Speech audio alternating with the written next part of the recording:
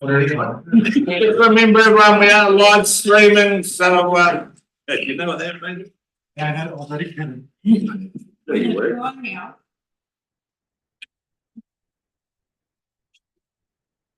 Everyone got all the paperwork that there is. When are we going to get them? We don't want you all shuffling through that. First version for evaluation, Your Worship. So we've been given. It was all provided last night. We have like hard copies of that Good. version for everybody. That's all we'll be working on.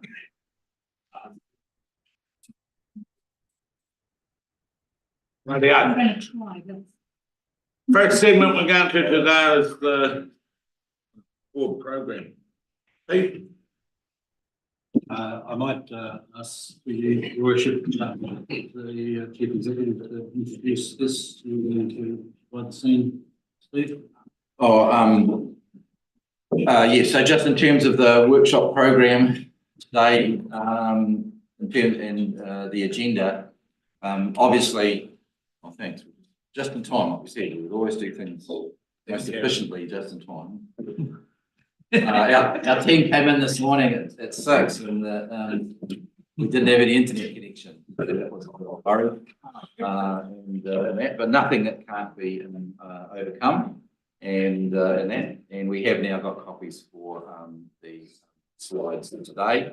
Well done, thank you. We've got a program, and so the first bit was just pretty simple, just to remind us in terms of where we have to sit in those dates. And I did see, Your Worship, your comments in the Booth leader this morning, and it was, you know, talking about the deadlines and the dates we've got to try and deal with, and the type of program we have to look at providing legally. The most important, we're doing a rating revaluation update, so that's pretty important because that's always going to be the case. There's some slides on that, and there's some information, and we want to get that through that pretty quick because the main thrust of the day, with everything else revolves around, will be looking at the budget and rates review. And as I said, we did produce some further information that we submitted last night, and we've got hard copies of that information. We've got access to all the AMPs. You've got the Capital Works program, and we fully expect to be working our way through the year. My next bit is a message to staff, but it's also a message to elected members, just around how we get involved today in today's discussion. And so, because staff will be answering questions as we go along. But so staff are here to support your direction setting. Staff can provide explanations and answers to questions and help find solutions. Staff aren't here to defend budgets, but we will be advising of consequences. So we don't have, it's not a personal defence of budgets. If you've got questions, we'll look to find answers for them. And I ask all staff to be short and concise in our answers as we try and work our way through all those questions. And as I said to His Worship yesterday, we are open to any question on any element of the budgets, any line items. I've got all the team assembled, and we'll do our best to answer and be clear with you around what a particular item is, and where we could go with something depending on your questions. And also, we actually have some information to introduce around some, further looking at particular items. So that's just setting the scene. Just before we go to Pete, I should set the scene as well, I suppose.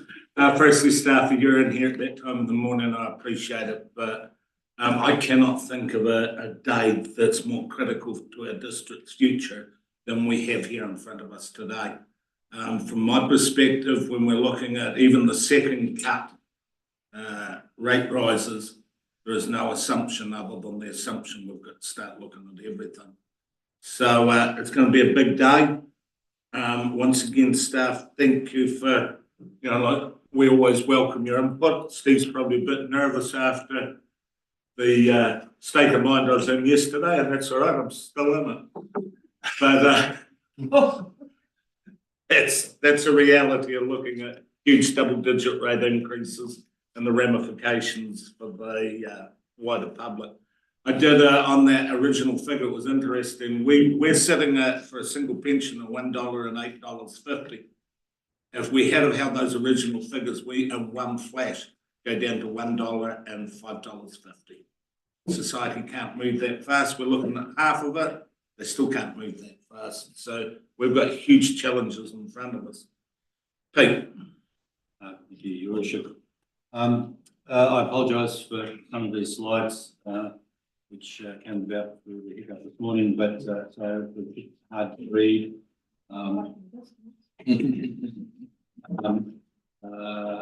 There is the handout which reflects them. This first slide seeks to just give a bit of a recap, which I won't talk too much about. A picture of where we've come in our journey. We've done a lot of work, and that's now coming to bear today. Moving on, so that's just a snapshot. More importantly, a bit easier to read. This is where, at this stage, we're heading. Today, clearly, we've got a range of issues to cover.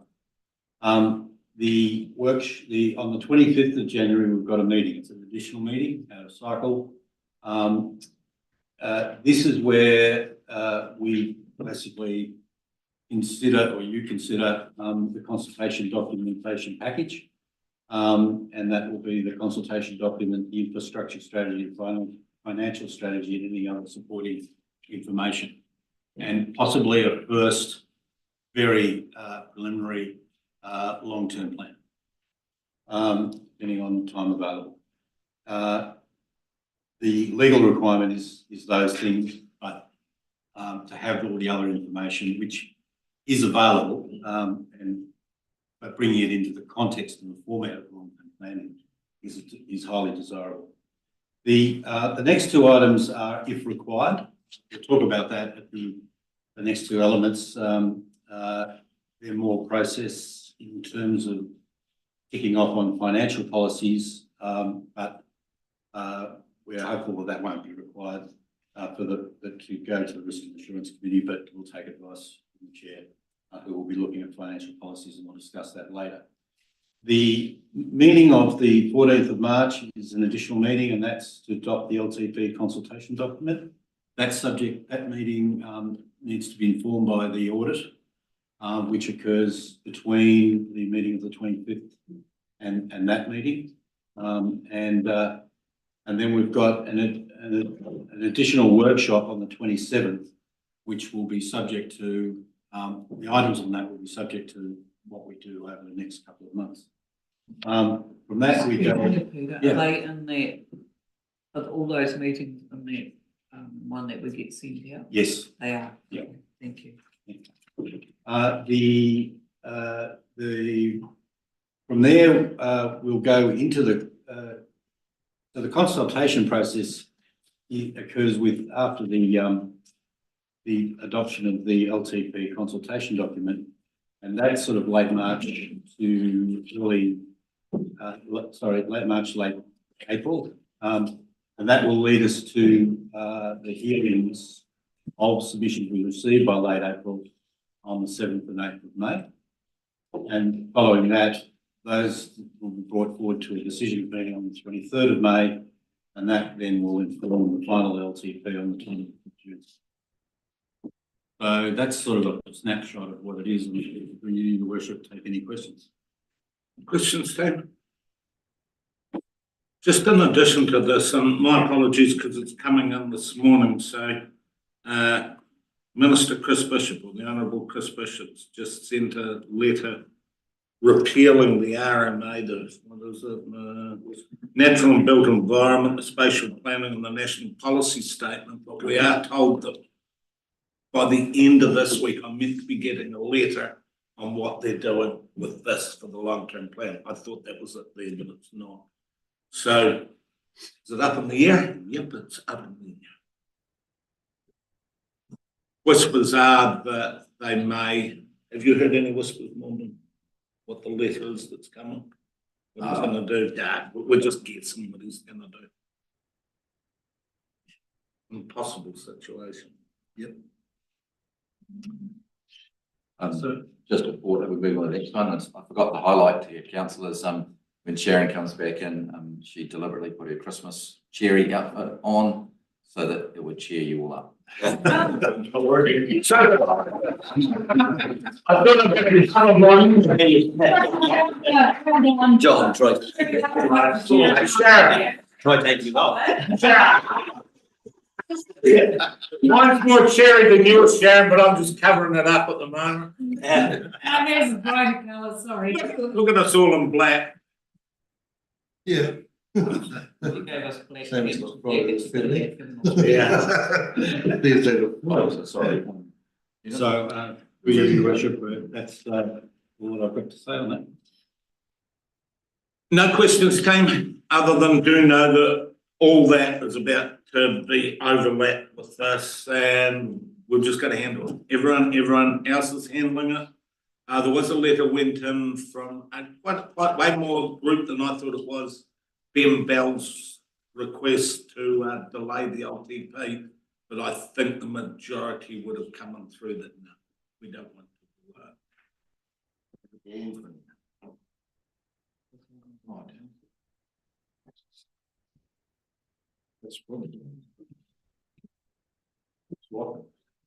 Well, obviously, yeah, any staff answering questions or presenting, we just need to do it through the microphone because it won't get captured on the back. So everybody, this is Tim Gibson from Code of Value, and he's going to do a bit of an update on the rebound. Yes, so it seems not that long ago I was standing here, but every 3 years we redo the rating valuations. So we're currently in the process of undertaking that at the moment. So it's a good opportunity to come into council and give a sort of a rundown on the process and where we are initially at our value levels to get it. So you've got an idea of what's going on out there and what's the likely value change when they come out to the public in February. So we've got a good local team here in the south. So the team that are undertaking the revaluation are all based either in Cargill, Dunedin, Alexandra offices. So they've got good local knowledge, which always goes a long way to understand the district. The process for the revaluation, as I mentioned, it's every 3 years that the revaluation is undertaken, but in between the 3-year period, it's important to understand that we're continuously maintaining the rating values with building consents that may be issued through the council, new depositor plans, subdivisions that are occurring, resource consents. So this is information that's supplied to us as your valuation service provider that we maintain the rating values. So any new houses, dairy sheds, whatever it is that's being built should be accurately on the roll come the 1st of July each year, and when the revaluation goes out, so it's accurate as possible. In the interim of that, we're in the initial stages of the revaluation now, so we start off by cleansing our files, researching the sales that have occurred in the district, and getting rid of the non-market sales. So these may be sales that are intercompany related, family transactions. There may be sales in a township, for instance, that are just make no sense when you look at the whole population of sales that have occurred there. That could be too high or too low for whatever reasons, mortgagee sale, which is starting to become a little bit more prominent in the region, well not the region, sort of in the population now with what's happening with OCR rates. So yeah, we cleanse the file, we go out and we start inspecting the market sales and talking to the property professionals out there as well to get a gauge on their opinion, as well as council, district planners, what's happening in the district plan and changes that have occurred in 3 years in the district. It's 3 years in a property cycle, a lot can happen, which we'll show you later on in the property house movement that will occur for the district. Once we inspect the sales, we set our initial adjustments to the 2020 values, and from there it's refining and inspecting So like all the townships, all major townships will have an external inspection of the property done from the roadside. Looking for things like modernisation that may have occurred, new windows, new roofing, or deferred maintenance, and the properties actually come backwards and the values not too high. So they're the checks that will go in place to form the new values. After that, the Officer of Value General, which is external, auditor comes and has the property file, the values, and does a 2-day inspection of the district and talk to the staff involved to form an opinion that they're confident that the values are accurate as possible for the revaluation date. And then it gets released for that. So it goes through quite a process, but from start to finish before we go out. Next slide. As mentioned, we talked to because sales have really diminished over the last sort of 18 months. There's a lot of evidence we need. We can't just rely on sales. We've got to talk to agents and valuers around investors to get a sentiment of what's happening in the market, and that just gives it more confidence to the auditors as well. So we're out there talking to agents, looking at listings, what's inquiries on this farm or this property, just to get a gauge, because the sale numbers are well down from what they would have been 2 or 3 years ago.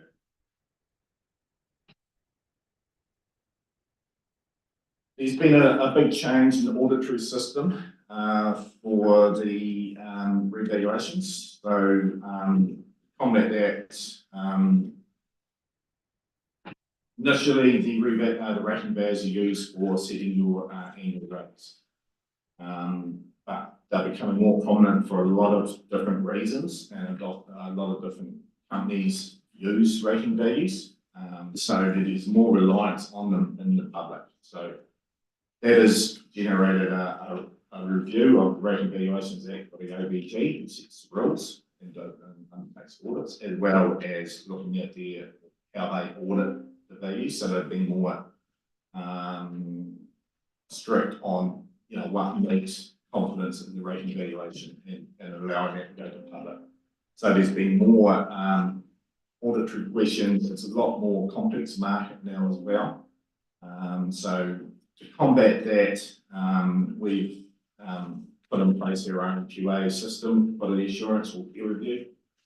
So they are involved right from the initial start of setting the values that we've talked to the right people, we're on the right starting base, and right through the whole project. So they'll be trying to emulate the OBG audit as much as possible. So this is providing good results back through audit, more success, which less time delays, which is very beneficial for our customers.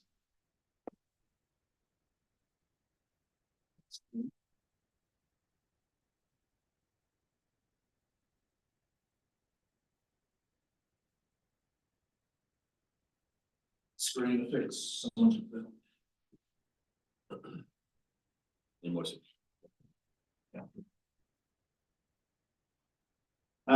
So the QA team for Cleveland District is Gail Smith, who has been with QB for a long time. So she's very experienced in the revaluation, so she knows what she's looking for on a file to make sure that she's confident in the value levels, as well as Graham Irvine, who's a rural valuer. So we divided it up between rural and urban. Next, as well as a QA system that we've initiated, we've done a lot of investment in our mapping, in the thematic maps, really showing where values or what we call our uniformity of values need altering.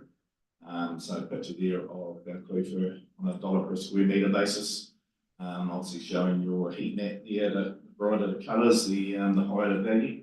So your Main Street commercial, and then something with view or in a surrounding the CBD higher value pretty steep content. That one's a wee bit more difficult. That's a rural per hectare thematic map, but it's obviously showing your good flats there. I see the rate per hectare, but I'd imagine it'd be 40,000 per hectare on your good flats. And then you have country obviously in the dark blue. So it's just sort of highlighting your good areas of rural farms. But you know, we'll be using that more so to make sure that we're happy with the rates per hectare along. Part of the Office of Value Regional is they call it strategic overview. They want to really see a good emphasis on this. So that's focusing on what's changed in the district in 3 years. So when you look at the macro measures or New Zealand measures, there's been a lot that's changed. Obviously the OCR increases have been really significant over 2022 into 23, as well as net migration levels. So that's putting a lot of stress on residential rental and the entry level property as well. Metrics, some figures for the Clutha district. Slight increase in population change, so we just good steady 1.3 increase in the GDP from 2020 levels, and good steady growth.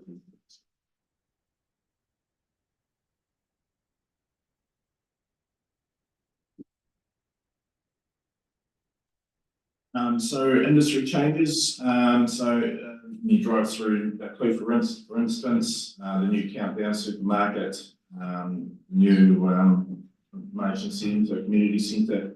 So yeah, there's been a lot that's happened in the last 3 years in Clutha itself. So you know, Countdown, for instance, I'm not too sure exactly how many jobs that's created, but that's just creating a more confidence for the township itself. Bit of forestry will probably be a big factor when it comes to the audit. Obviously, there's been a wee bit of uncertainty in the forestry industry over the last year. So you may have had sales that occurred back in 2021. I would imagine will be down from those peak forestry levels.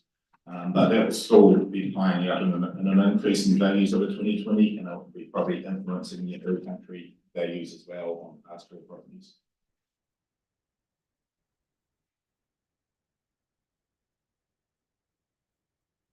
I'll probably leave that. I'll see you all got a print out of that one. I just can't quite read that one. Sorry, it's too kind of print, but thank you. It's even very hard to read there. Worse than me.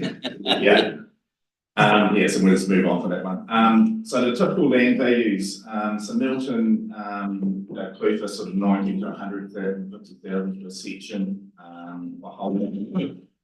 Torrey Mouth, up to 250. I do know there's some really strong sales in Torrey Mouth, and it's just sort of been a wee pop issue that's sort of settlement over the past as well.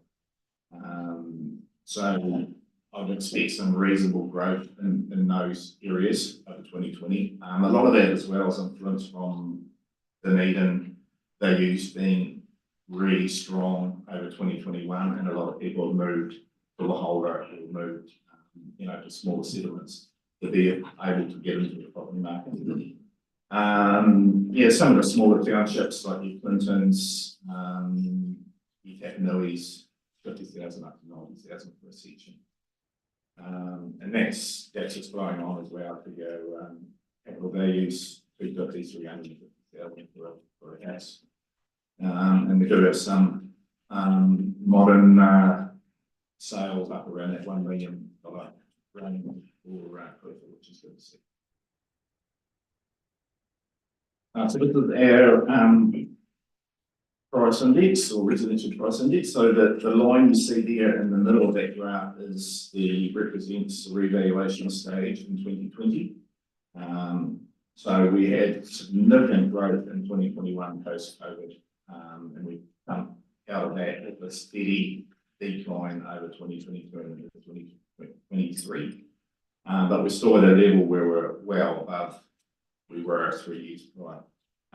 It can be a wee bit lumpy in Clutha because you have sort of periods of shortage of sales, but the general trend you can see quite clearly sort of peaks early 2022 for Clutha and then decline from there.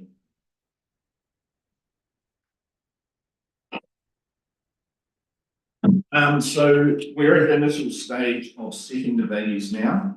And these are the first cut of our values. So you'll see that the value growth percentage wise is quite strong for a lot of the land values in the small settlements. They're coming up a low base. Tapanui's, your Lawrence, your Clutha South is Clinton and Weka, and Clutha. Yes.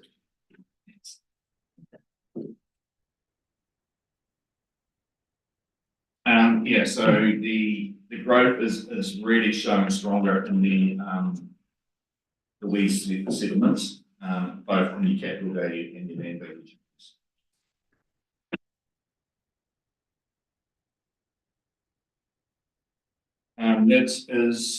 This graph is showing the average value on a rather than a percentage. So you're sitting at 250,000 for Tangata as your lowest, up to average Clutha North, which is what Whole Ōtautahi now. As I said before, it's just sitting just over 450,000. And you know, very consistent levels throughout, around that 350 to 400,000 for you. Tapanui's, your Milton's, your Clutha's.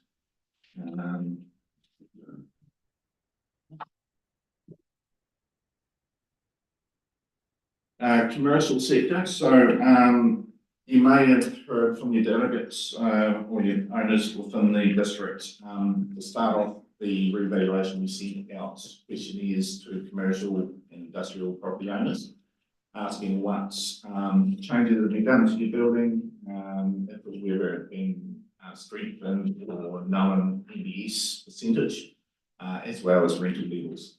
Those rental levels are very important to us. We use them to set a base rent level for that Clutha and Milton main strips.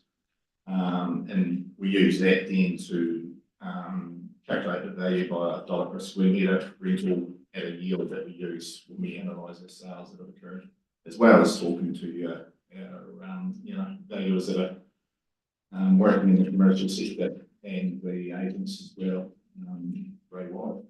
For instance, in Clutha, we got the commercial industrial. So your commercial rentals probably hasn't been much change, sitting in that $150 to $180 a square metre. That's quite standard for a provincial town. There's probably been more of a change in industrial workshops and warehousing. Industrial, there's always been a wee bit of shortage industrial properties around, so there's good demand there. The yields from our expected sales so far around that 7.5 for your good modern property, up to 10 or even higher if it's a quick running. You'll see that there'll be quite a high yield on that one. You can analyse that one out.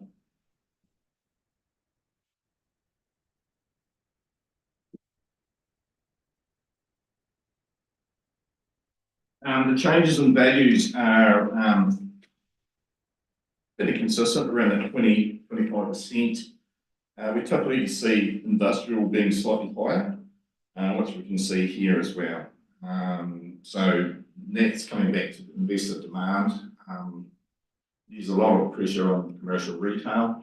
Office space, not so much. There's always good demand for office space, but commercial retail is, online shopping that's making it hard for these guys to compete with their footprint shop. So if you're an investor, you're going to be looking at, if you've got an option between commercial and industrial property, more than likely going to be, looking to purchase an industrial property. It's just easier to release, a lot less risk, which is what an investor is after in this sort of environment. So that's playing out really in the value change, and we've seen that right throughout New Zealand. The industrial properties moving a lot stronger. The rural side of things, obviously a large rural TA. Comes with a caveat, I'm not a rural valuer, so yeah, at the end, if there's any questions, I'll do as best as I can. But an analysis of the land rates up to 28,000 per hectare on the good dairy flats.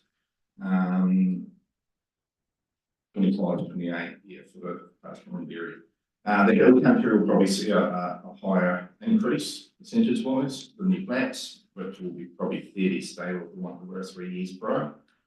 And that's forestry pushing that value up.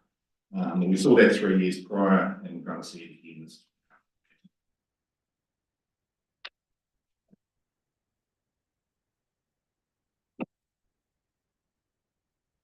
And yeah, the changes here are just, reinforcing that 10% change in your dairy pastoral, as well as your forestry up there, 37.5% at the moment.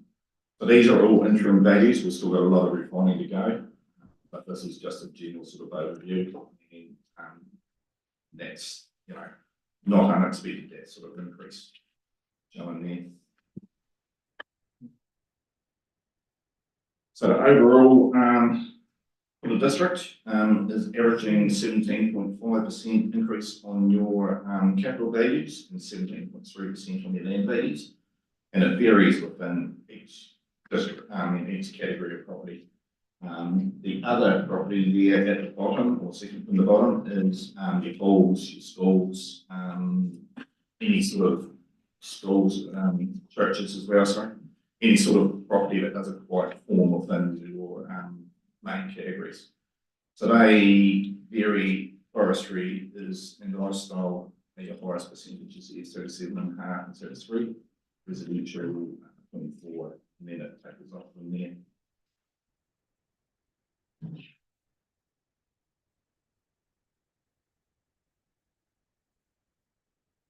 And that's just the same data on a graph. We're showing your highest changes in value percentage-wise. So the audit system is we get traffic light status. So after the auditors visit the office for the 2 days and go through the data and talk to the staff and what we've done and analyse everything out, they'll give us a status on where the revaluation is at. Green and blue, effectively on the same timelines, which we'll get there shortly after this slide. Orange is delay to that release. There's work that needs to be done in maybe a township or an area that feels too low or too high, or provide appropriate information. Purple or red, that's when there's significant issues, and I wouldn't like to see one of those status coming through. Now, I'm pretty confident, given the experience team that we've got and the local team we've got, we won't be seeing the purple or red. So the status that the auditors issue after the on-site visit.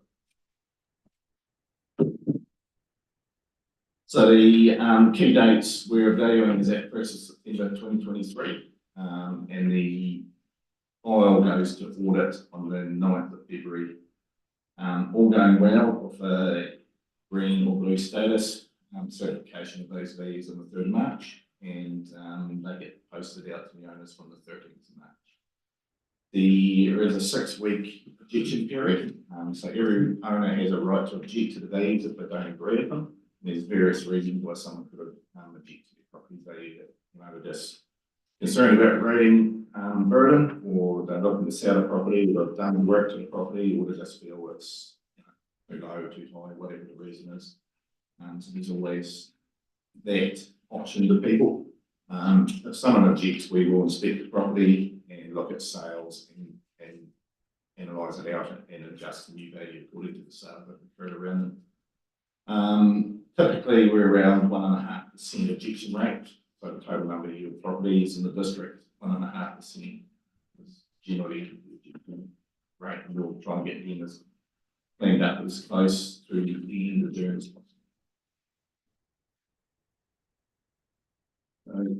Any questions, more Questions, James? John? But I suppose what I was really interested to see your rural pastoral going up to 10 to sort of about 11%. And I just wondered, the economic climate we're living in at the moment, you ask most farmers, I would have said the value of their property's probably dropped.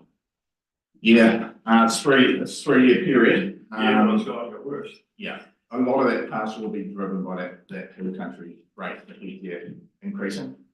That will be a lot of what's flowing through here. So these are from sales that have occurred. So we've got to look at the sales, and there may be areas outside. This is over the whole district at 10.2%. So we've got to look at each sort of area. There may be sales performing differently on the good flats to the hill.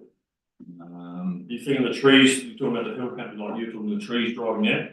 Has been, yes. That will slow up the carbon price at the moment. Yeah, as I said, there's been uncertainty in the forestry sector over the last 12 months, and that forestry values will be well down on any sales that may have occurred in 2021, for instance, when that was the heat of the market.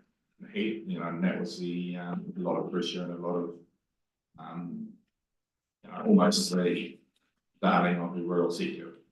What's the forestry at that stage? Or just just a quick one. So when you said the date is September 2023, when you're setting the valuation, you're not setting it forecasting forward, are you? You're just setting it as of the conditions at the time of the valuation. Correct. Yeah. So that we all tend to look and think forward when we're looking at estimates of value and other bits and pieces, but you're talking about as of that date, all things being considered. Yeah, so that date is valuation date is for 3 years. So once it's approved, everything in the district on the rating values of that versus September 2023. So a new house, for instance, that's built post that time, we're looking at the market conditions at September 2023 when we put that value on it again. Thank you, through the chair. Just a question on I think it was slide 2 on the process. Is that done countrywide the same process? Yes. So So that's same mechanism. That's a general process, but there'll be a lot of localised sort of changes within that depending on what's happening in the market. We may be putting more focus on Torrey Mount, for instance, or whatever it is. But that's a general sort of overview focus of looking at sales and then setting the market, setting the adjustments, and then checking them off. Sharon, just a refresher, what's the percentage of capital value in the overall rate take? Sorry?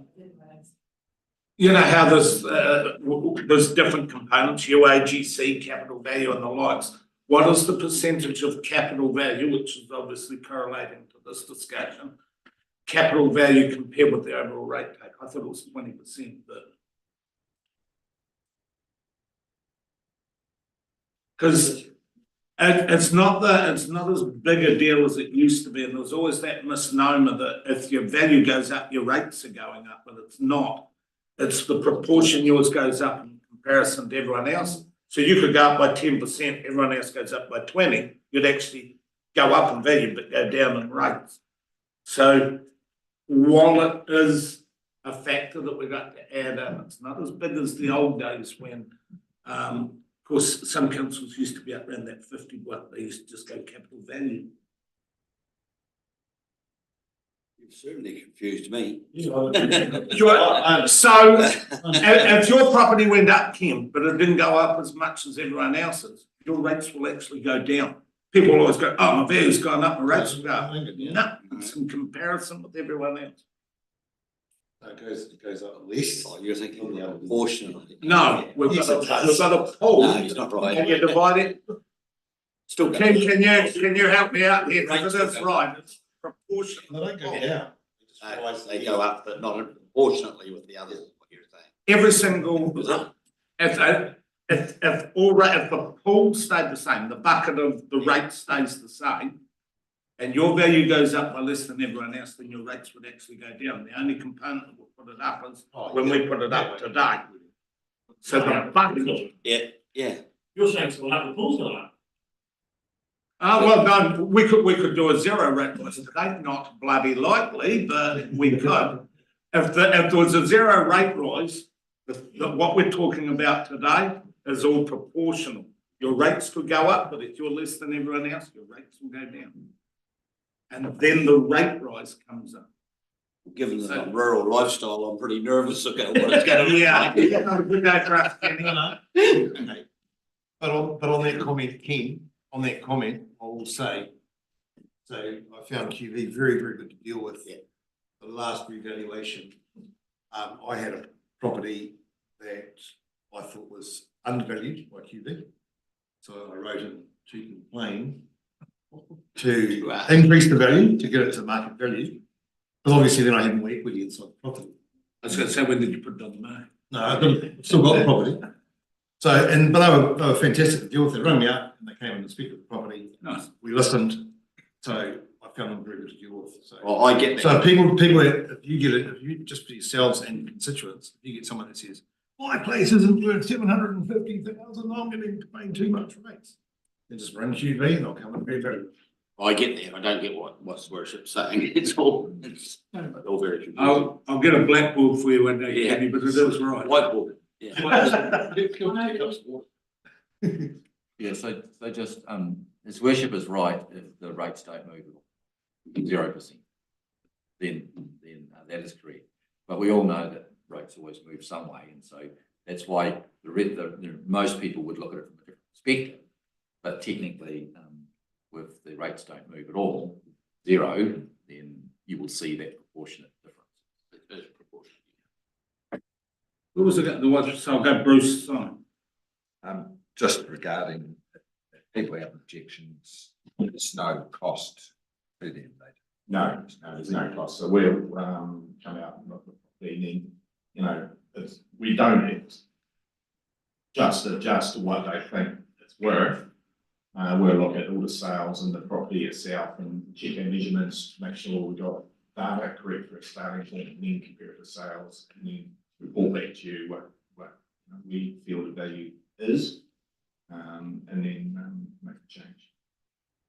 Simon. It's just coming back to what you said before, Brian.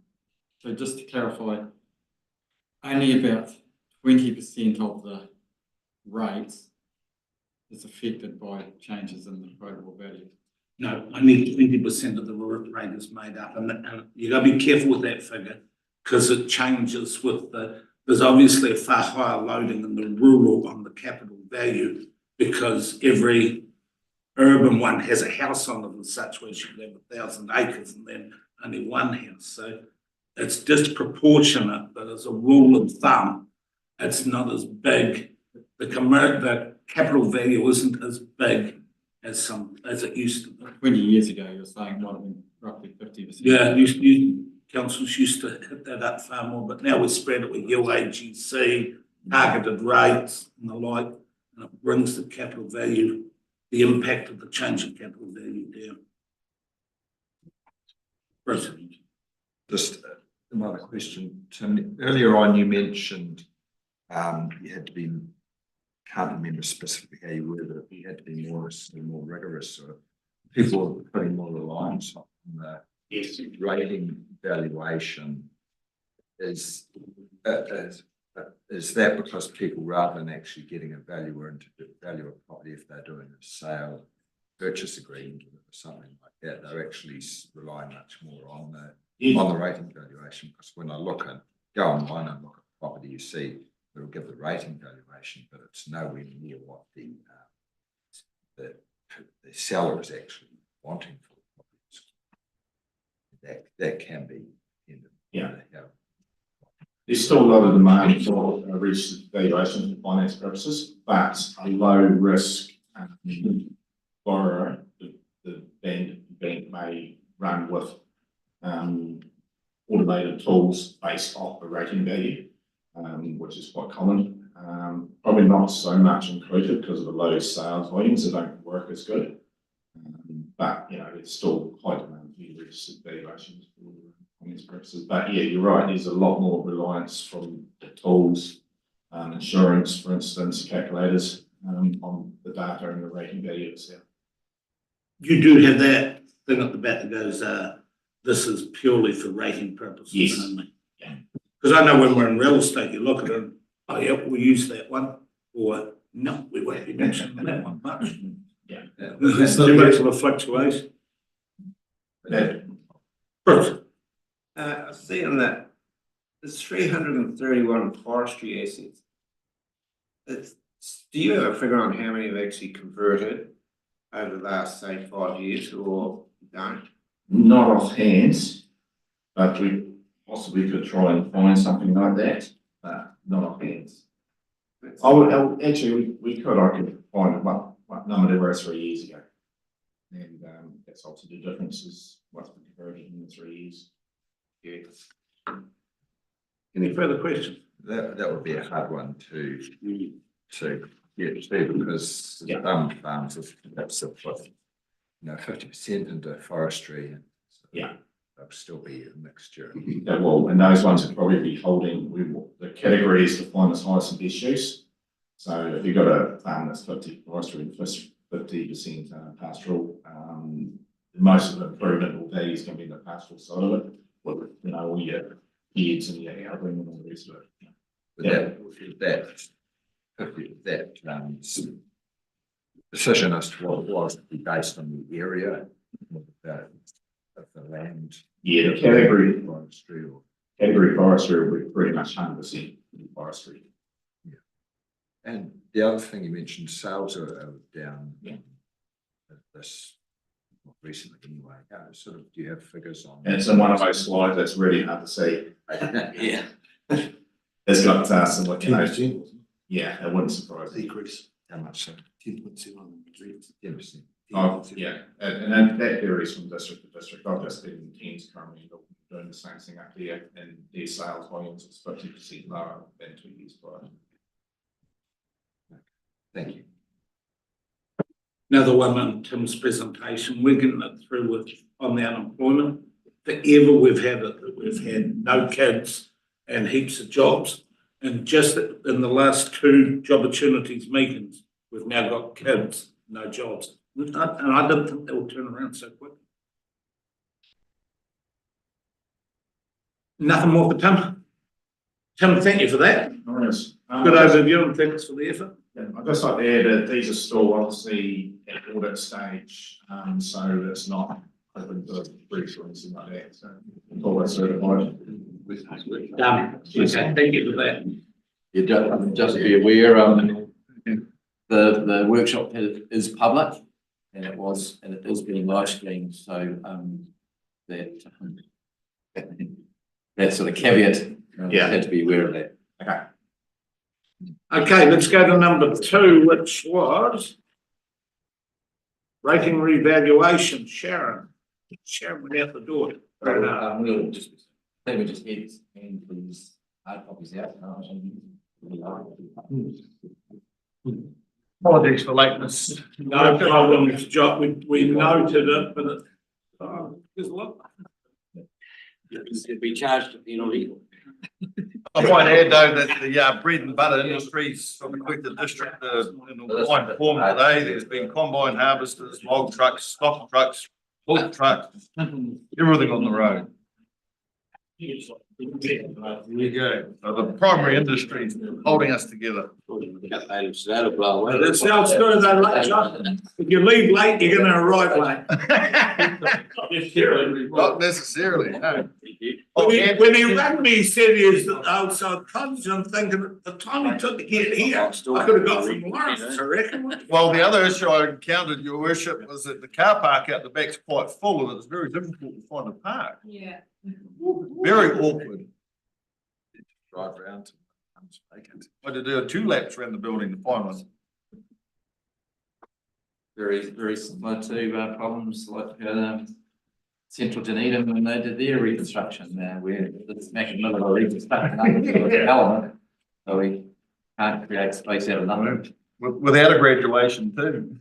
But we did, we put full cars with the paddock. So It's full, I had to go in there for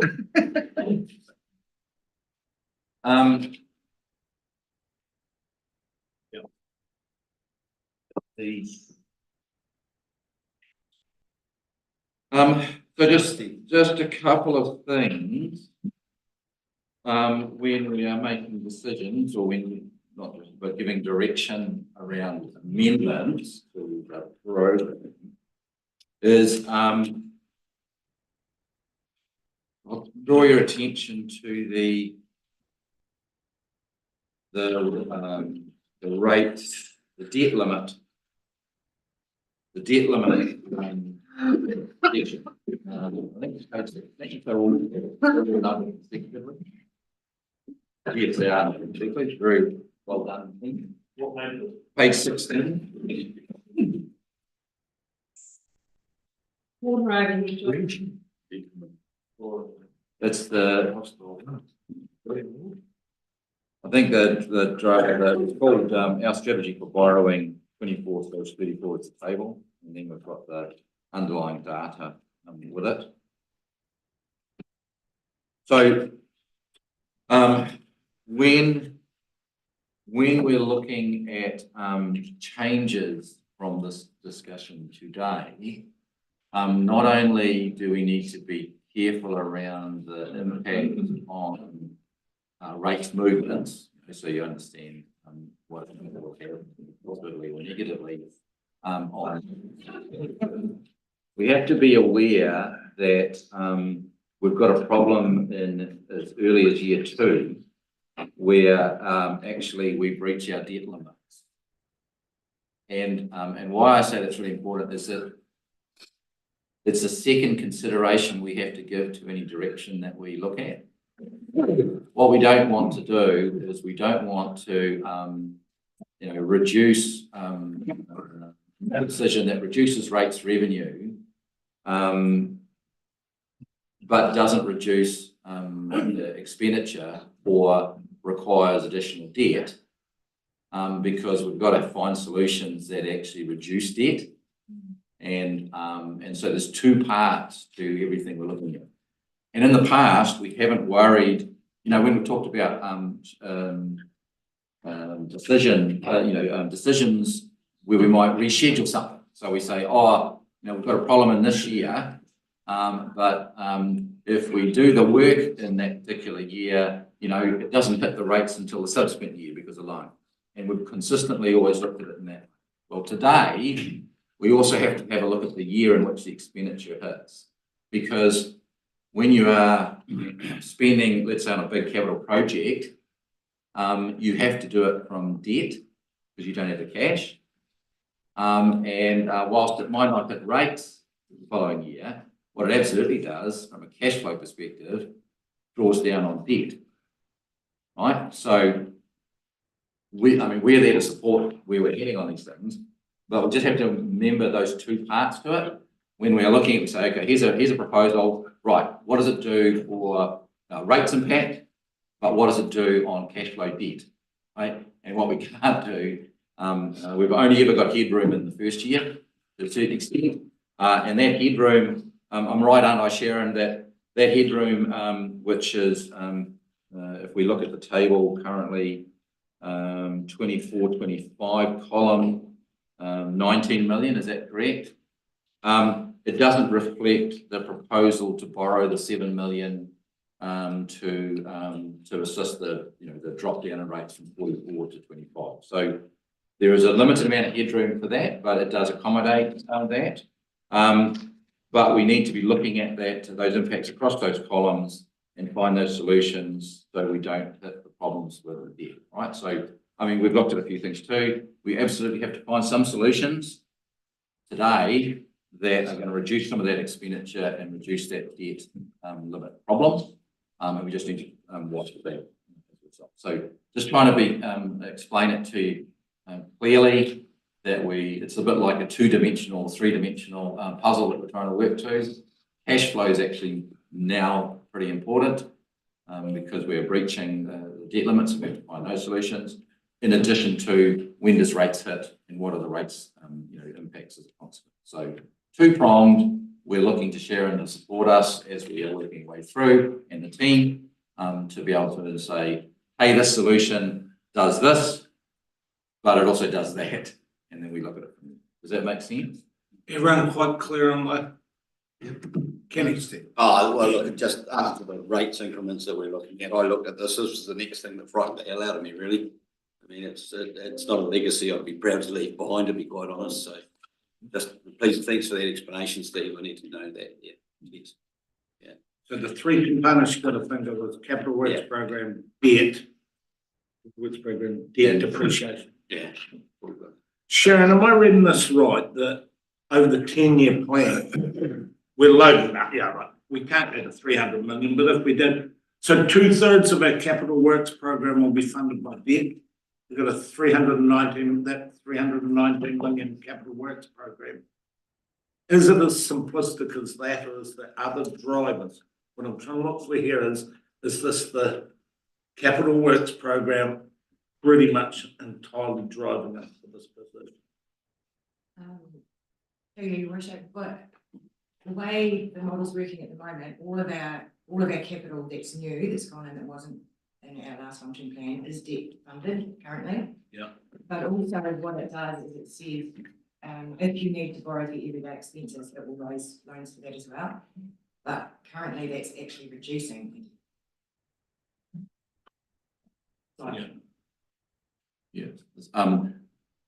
So the debt that we've accumulated to date, absolutely over the last 2 years has sort of multiplied by the fact that we haven't had the revenue matching our expenses. And so, like, it reminds me of, high growth councils and that we were actually in the same boat where we were moved so quickly, in such a fast period, is that you remember that it sounds okay because you're doing debt over 25 years for a particular project that might be $20 million, right? That's okay. All that sounds good, rates, and you're paying for it. But what you're doing is you're paying $20 million in cash in that year. Right? You don't have $20 in cash, 20 million in cash. So you've got to draw down $20 million, but your repayment period isn't 25 years. So every single council, which we are now part of, that when we didn't have debt, where we've got to use that process, it doesn't take long to start building that. We talked before about how successful the capital works program was, was it 35, 39 million or something we did, last year?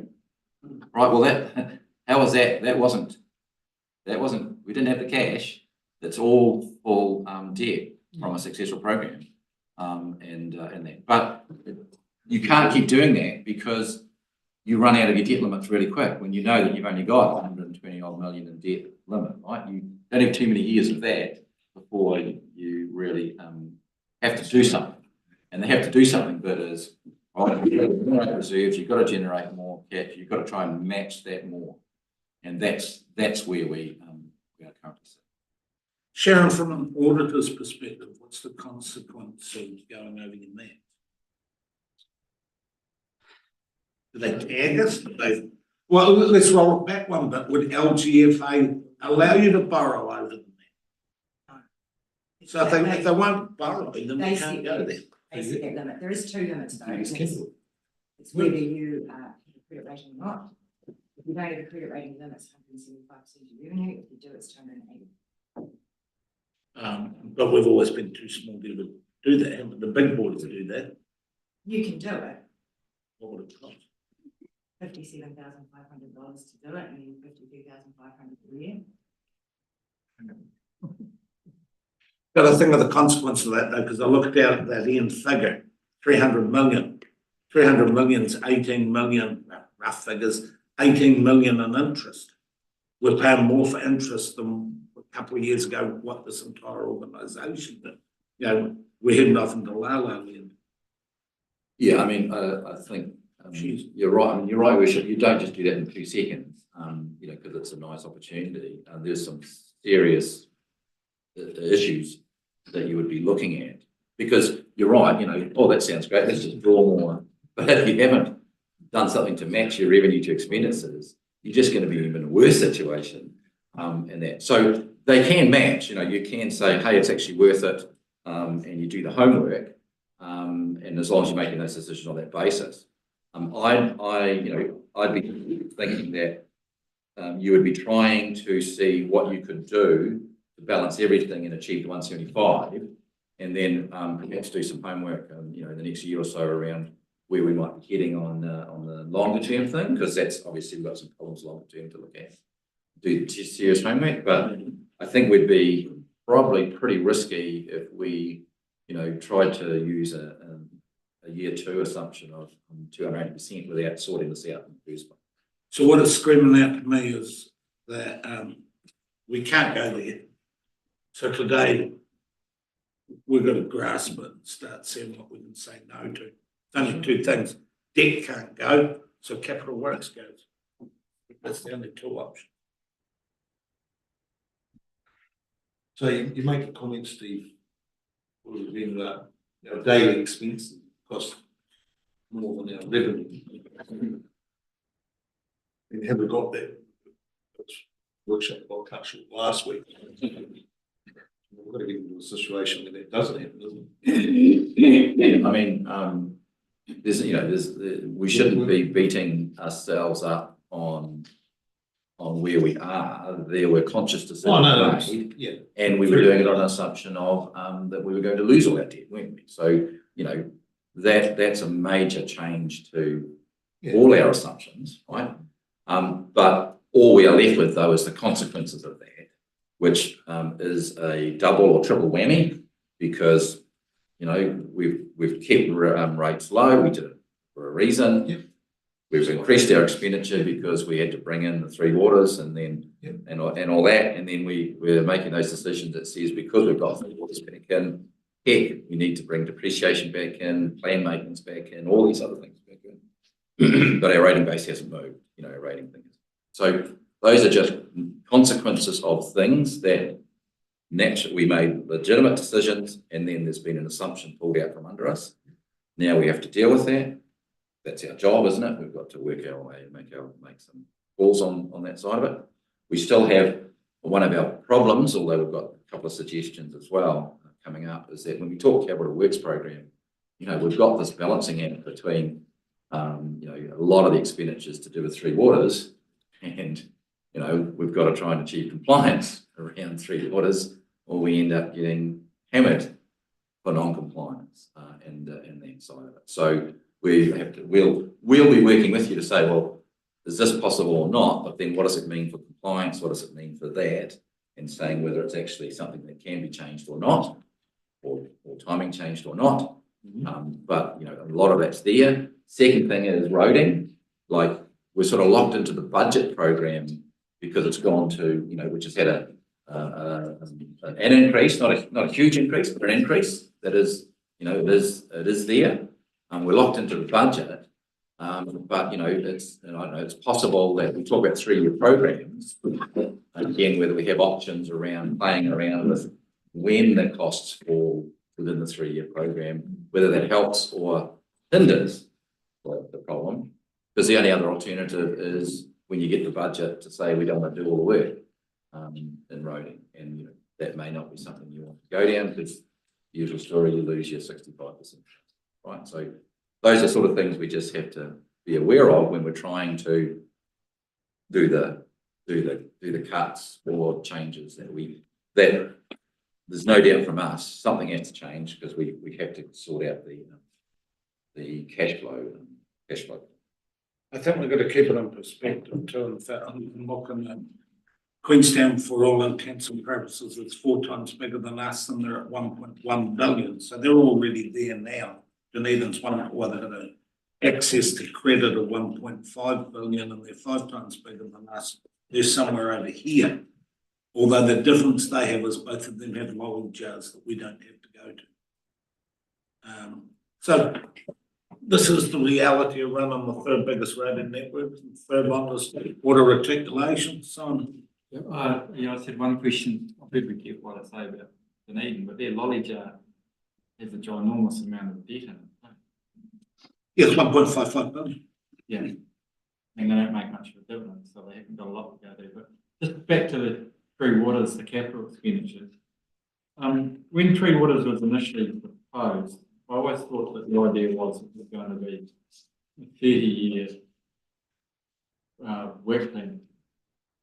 the government thought it would take 30 years to work through infrastructure. So we've got all these projects in here now. Are they related to what was going to be expected, or what Three Waters would have done in this district over the next 10 years?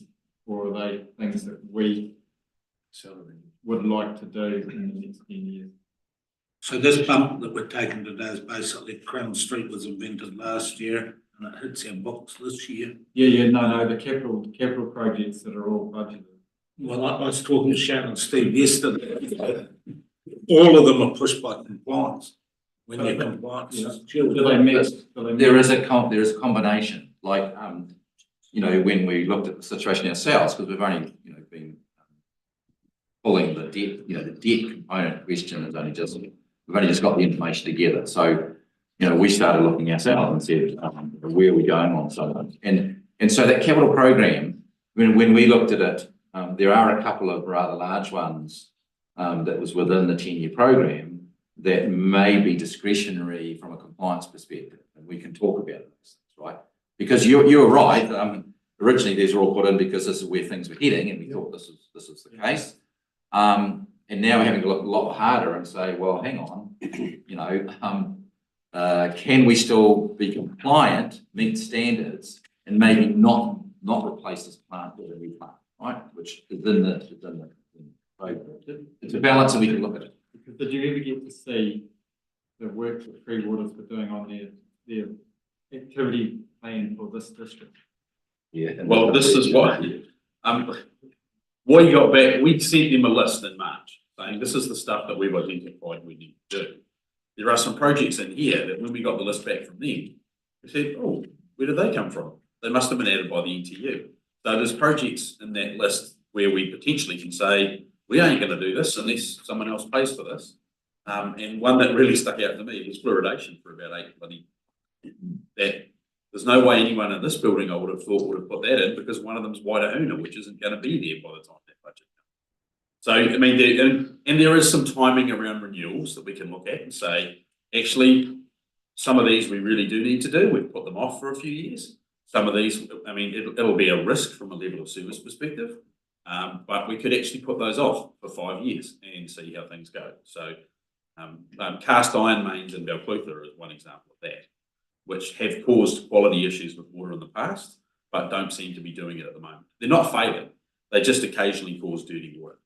Milton's a different kettle of fish because the concrete pipes are failing repeatedly and we've got really high water loss. So we do think we need to get those renewed and reduce our water loss from 45% down to something. So basically the priority food matchup. Yeah, there's a couple of really big ticket items, and the wastewater renewals are really big. There's also servicing Melbourne, which we have a meeting with Porterstewart tomorrow, because that's really critical with some really big ticket items, but they should be paying for a big chunk of that, and whether that timing is going to match with what they're doing. So there's things like that we can highlight some of those. But yeah, I've already gone through and flagged a few where we can have a discussion about. But yeah, there's some options there. Wayne, followed by Paul. Sorry, your first side? No, I'm not finished for today. No, don't want you to be either, but you're right. Sorry, I've already cut Wayne. Yeah, I was getting into detail.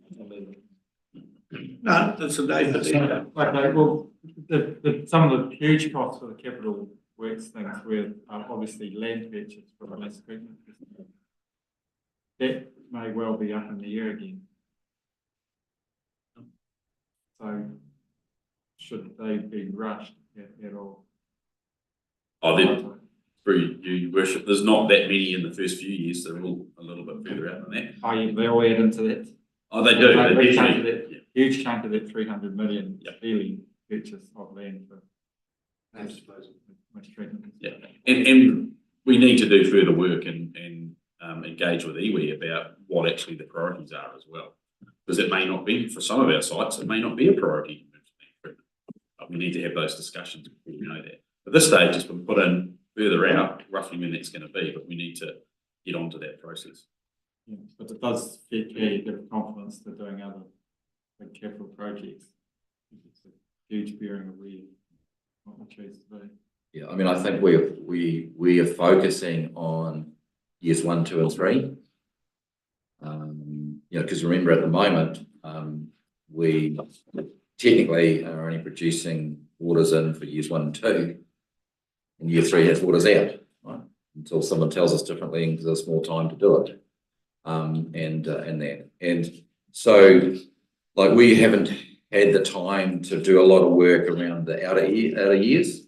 And we'll have to have a look at what we, like if we're producing it for consultation tomorrow, this is not the graph that you see, because all you ever see is 1 and 2 like this, and then it just drops dramatically, right? So that doesn't help us in the long run, but that's where we are currently sitting with what we're having to produce. We need to give direction and make changes to our program to deal with that first 3 years, and particularly years 1 and 2, and we know, and also set us on the right track for what we think is going to be happening, which is that we're going to be holding the 3 waters, right? So we don't feel, and I'm fairly sure you agree, we don't feel we should be doing anything other than trying to set ourselves up properly for the future with 3 waters in, and we need to do that in these years 1 and 2, get us on that track rather than put our heads in the sand and do nothing about it. So that's what we're focusing on. I agree what you're saying, but there's like no direction, no information other than what we've got to play with. And I'd probably be saying, well, look, if I was talking to the auditors, we'd say, well, where are we going with all this? And that. And the picture changes anyway, depending on how you change the revenue. And we should be focusing on getting years 1 and 3 sorted, if we can. And so the common reference that's been coming out since the election has been around Te Manawa Te Wai, which I took it was, are they backing off on land disposal? But it's just a bit too much, it's gossamer information that we're getting through at the moment. Too early. It's just one of the blooming uncertainties. But like yourself, now I am questioning how hard are they going to push that? Well, it may not be backing it off, but it may be an alteration of that hierarchy needs. Yep. Demand. Yeah, but they might back off the concept.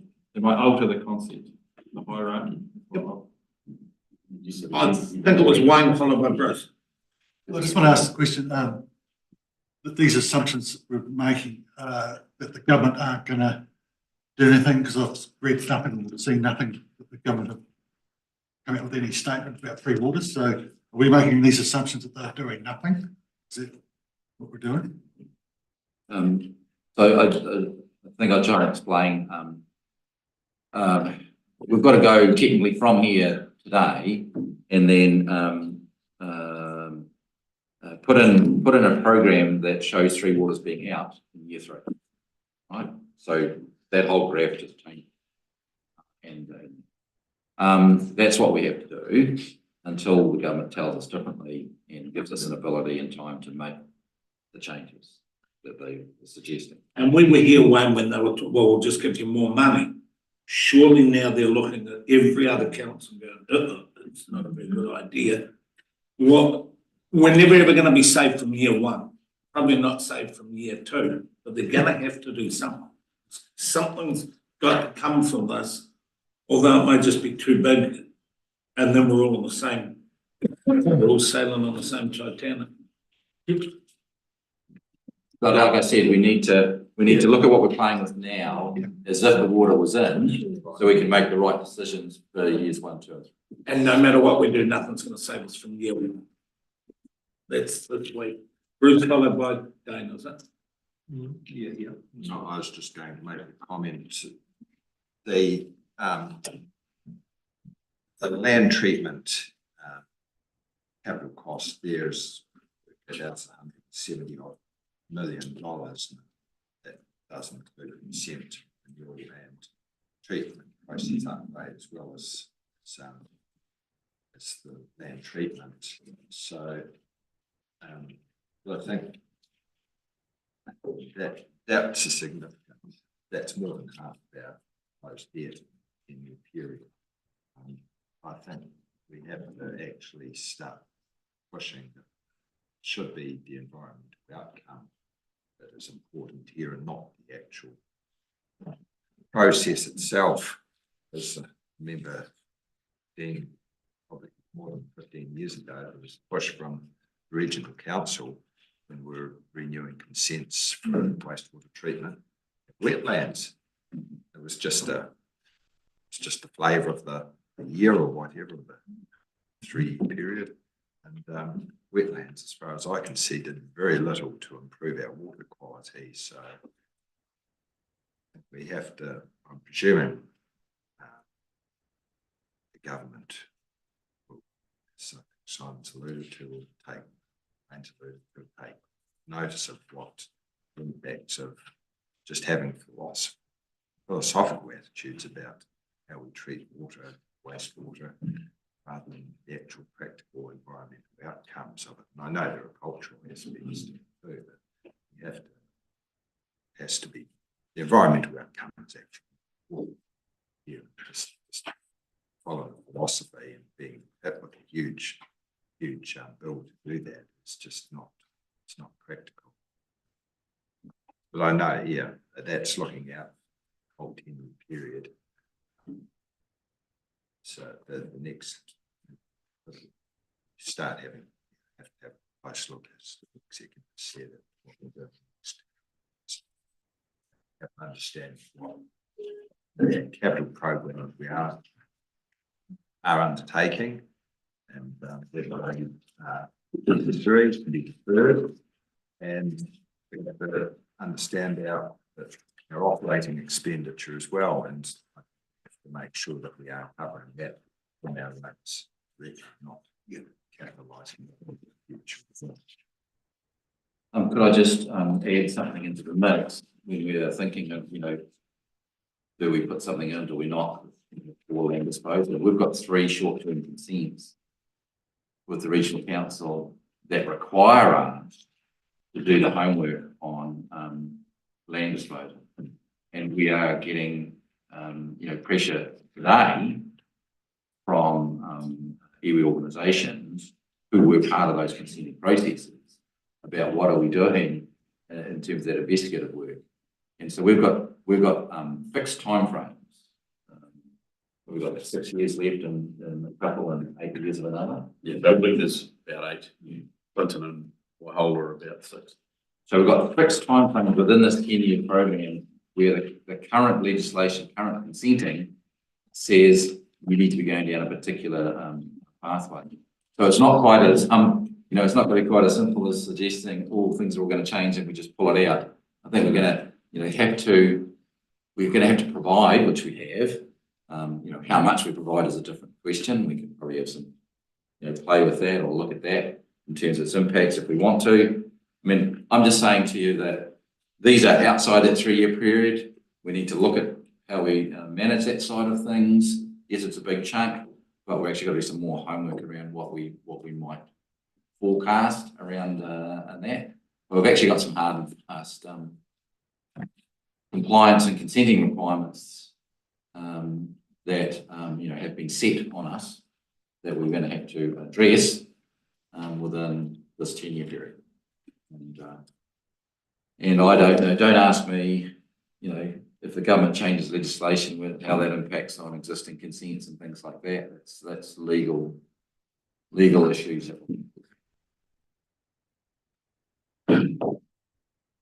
Yeah, so this is page 16 graph prediction. Current legislation is that it is going in year 3. Assumption. The assumption. Yes. So this is not reflecting it. So why? So my question is, if that's playing the ball in front of us today, why are we not reflecting the current situation? Even though we should, I understand we should be planning this 10, but the actual rules as of today, with no directive from central government, can we see that as well? Yeah, so the problem we've got though is that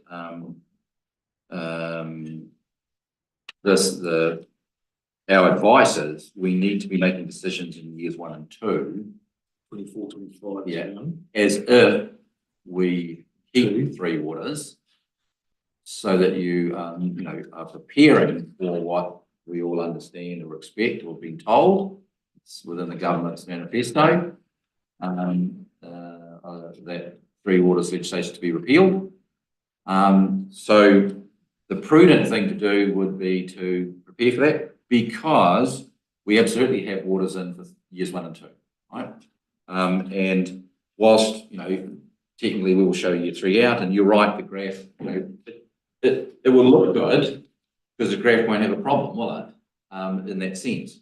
But what we need to be mindful of is we better set the direction now, because this is what the graph would look like the moment the government repealed it and says you're on your own, right? And so, do you follow? Yeah, I totally follow, but for myself as well. So year 3 is 26, 27.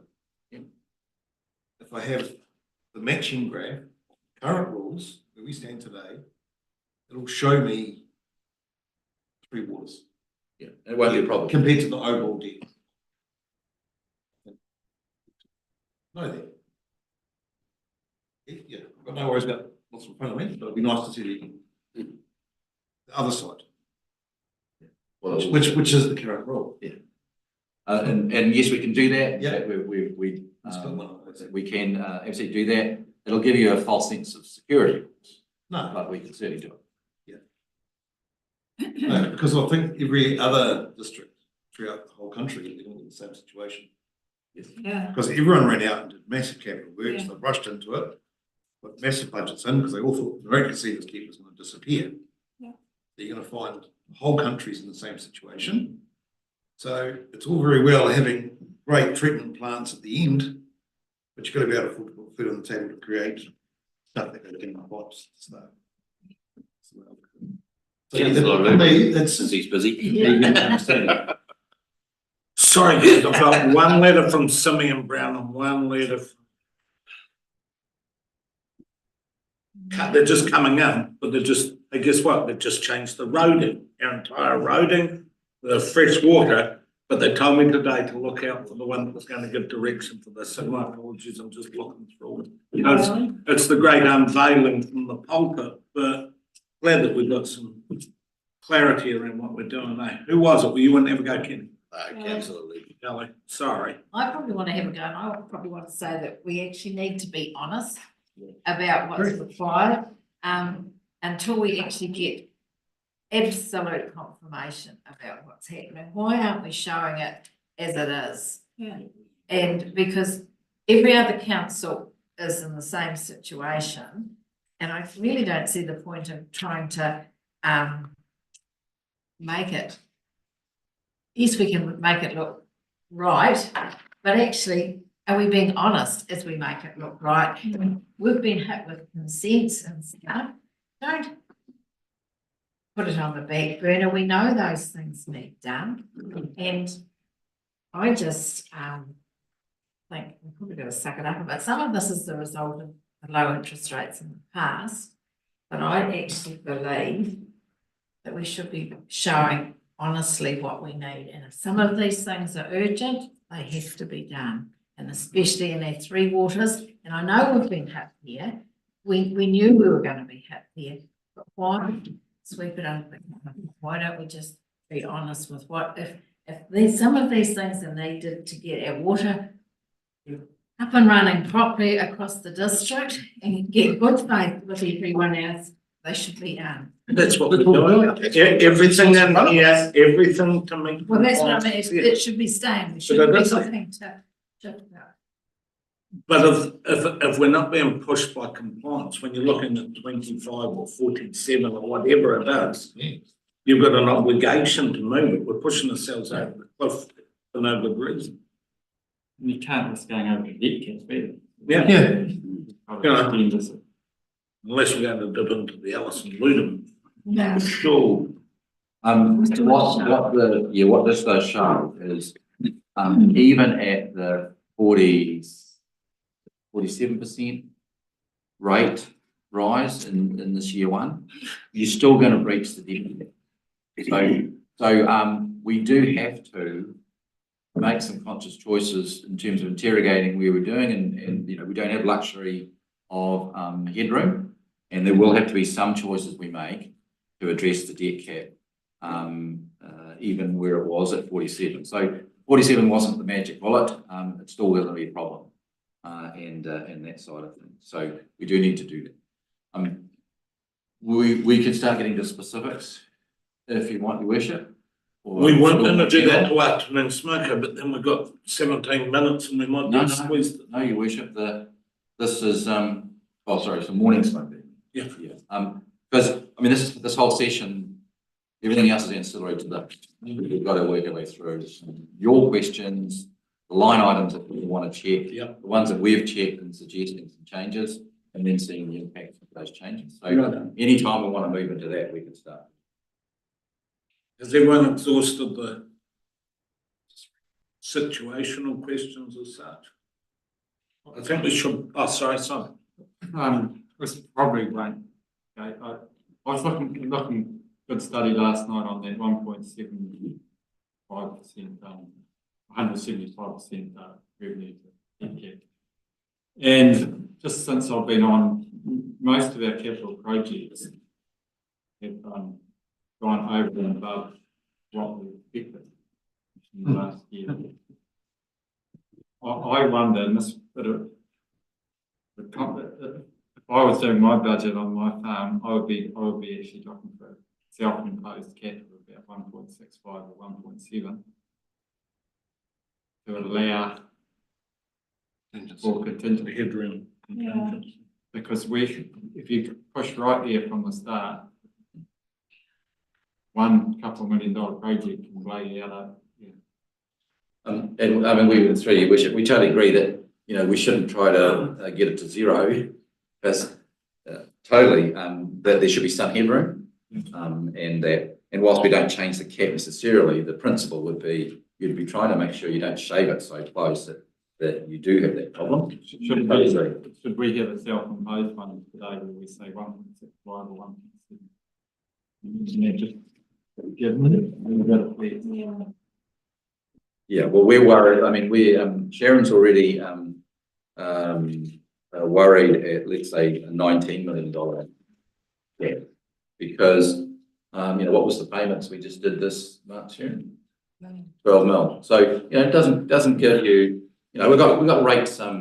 This is the forecast for the end of the financial year. Don't forget, this isn't today. So that we've got rates income of about 8 million each quarter. Things so those are the offsets, and we just agree with you that you do have to have some headroom built in for eventuality. Yeah. So that's the first time I've heard that thing. Sort of from a cash flow basis, we've got 19 million of cash flow, but our monthly was 12, which means we've got less than 2 months cash flow. I've never looked at it in this time.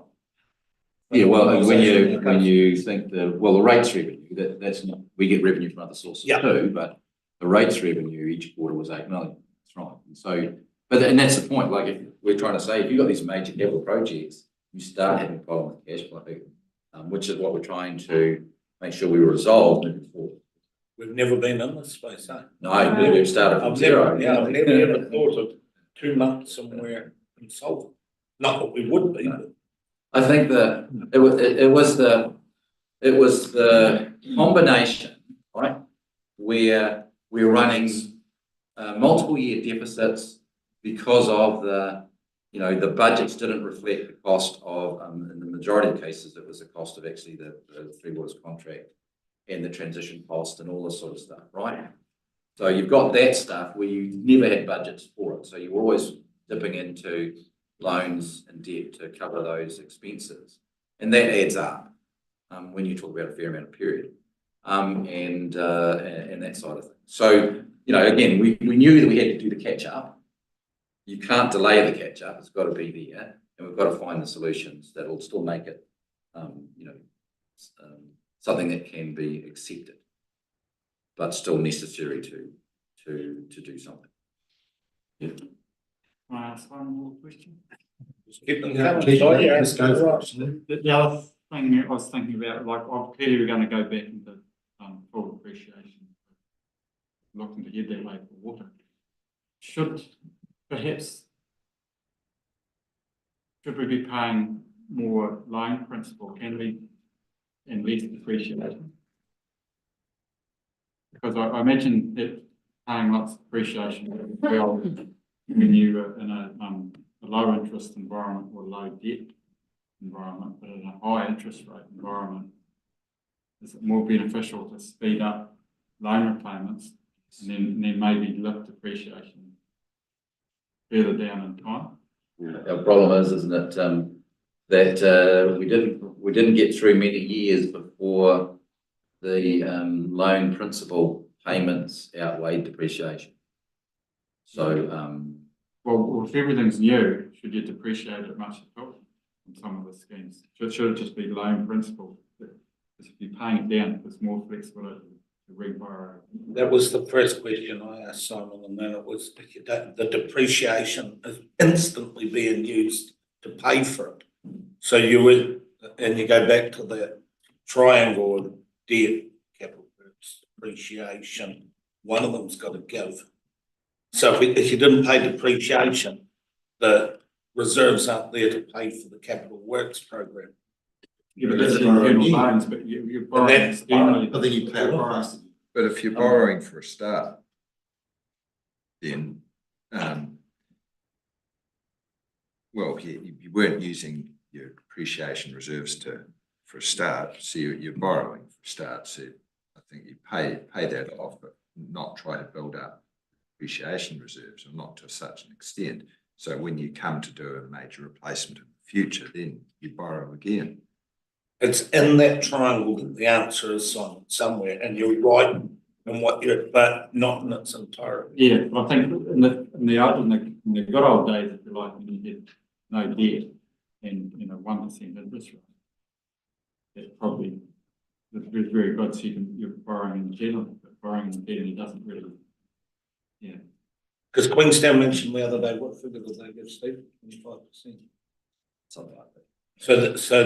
So they're doing their whole plan. They're about 3 weeks ahead of us by the looks of things. And they're calling it keeping the lights on. They've stripped everything out that they don't have to do. They're doing, no, hold on, so I can't get figures. So they're stripping it out. But one of the things that they were considering was depreciation 25%. And it made a huge difference. Think about it. Yeah, so they were on a lower rate than us in terms of depreciation, I think, which is an issue for a number of councils. They're all at different positions of how much they depreciated.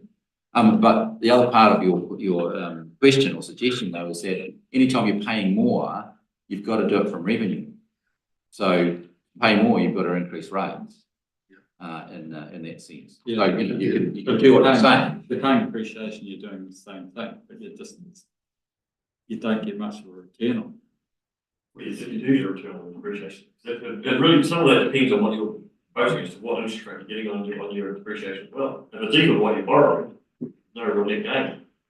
Yeah, you do intend. I mean, we were proposing to increase the depreciation revenue, which has a rates impact. We were proposing to increase that, but it doesn't take many years for loan principal repayments to overtake that.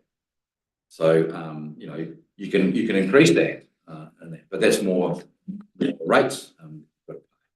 So that's the problem is because the capital works is churning through and the repayments are starting to stack on year because they're 25 years. Every year there's another, if we did 35 million, that kicks in the next year after in terms of loan repayments. So that doubles that one and then another one and that one. So, which you can see from the graph, like that side of it. So that's why you've got to get your base revenues up to be able to start matching that side. But it's a component of all of them, but the answer lies. Just a question then, how much does bringing that Three Waters depreciation add to this year, next year? It was in the front, it was in the front page. 4.6. Yeah.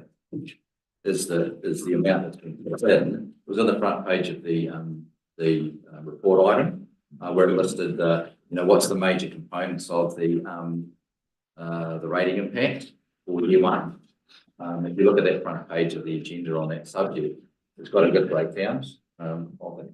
I've got that we're doing 13.5 million in depreciation, and at 25% we're presently at 3.375 million. So 3.375 and we're bouncing back up, but then you went, no, it wasn't.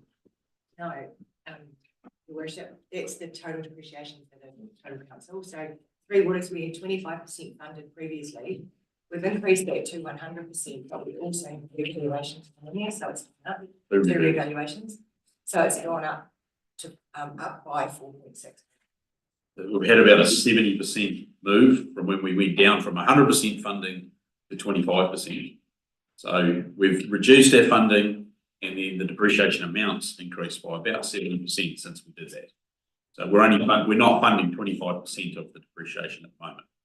It's a lower proportion.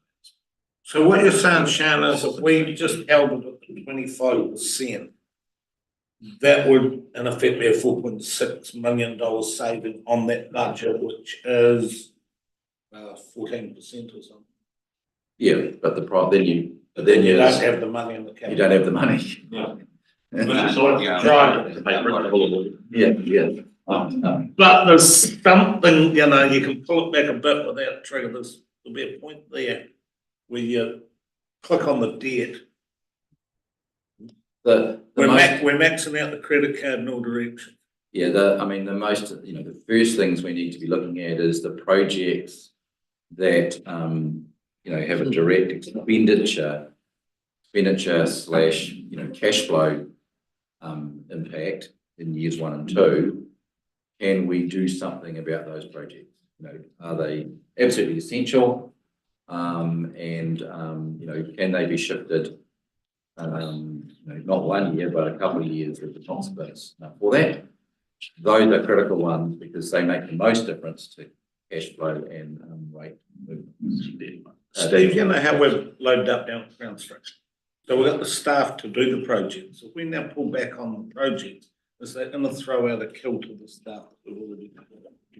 There's two different things. There's the capital projects, right? And we know that, we try to achieve 100%, but last year we achieved 75% at $35 odd million. I mean, you'd be worried actually if we did achieve 100%, because of the cash drawdown that we would be accumulating. So, I don't think the team would be worried about that side of it because they're looking at getting additional support to do the projects to try and achieve the highest percentage we can now. Yeah. Sorry, the staff at Crown Street are operational too, so they don't. Yeah. They do smaller operational capital projects for the big capital projects. I was talking about Don's team. Yeah. Any further questions before we take on? Because maybe if we can finish the general questions, because this is good understanding, maybe we have a cup of tea. Your worship, move straight 4 minutes away. Yeah, move straight. So are we now behind? No. It depends how long. Because whatever it takes to do this, everything drives off this. Yeah. So we then accommodate and adapt our program and whatever we do for the rest of the day, depending on when we finish. So we've got a day, and we'll find other things that we need to sort out, but we can't leave today without having the idea of what the financial plan's going to look like, right? Yeah. And then we'll see what else we can achieve. So let's just have it 10 that we're coming back right on time. The obvious, we've got it all in front of us. So yeah, quarter of an hour.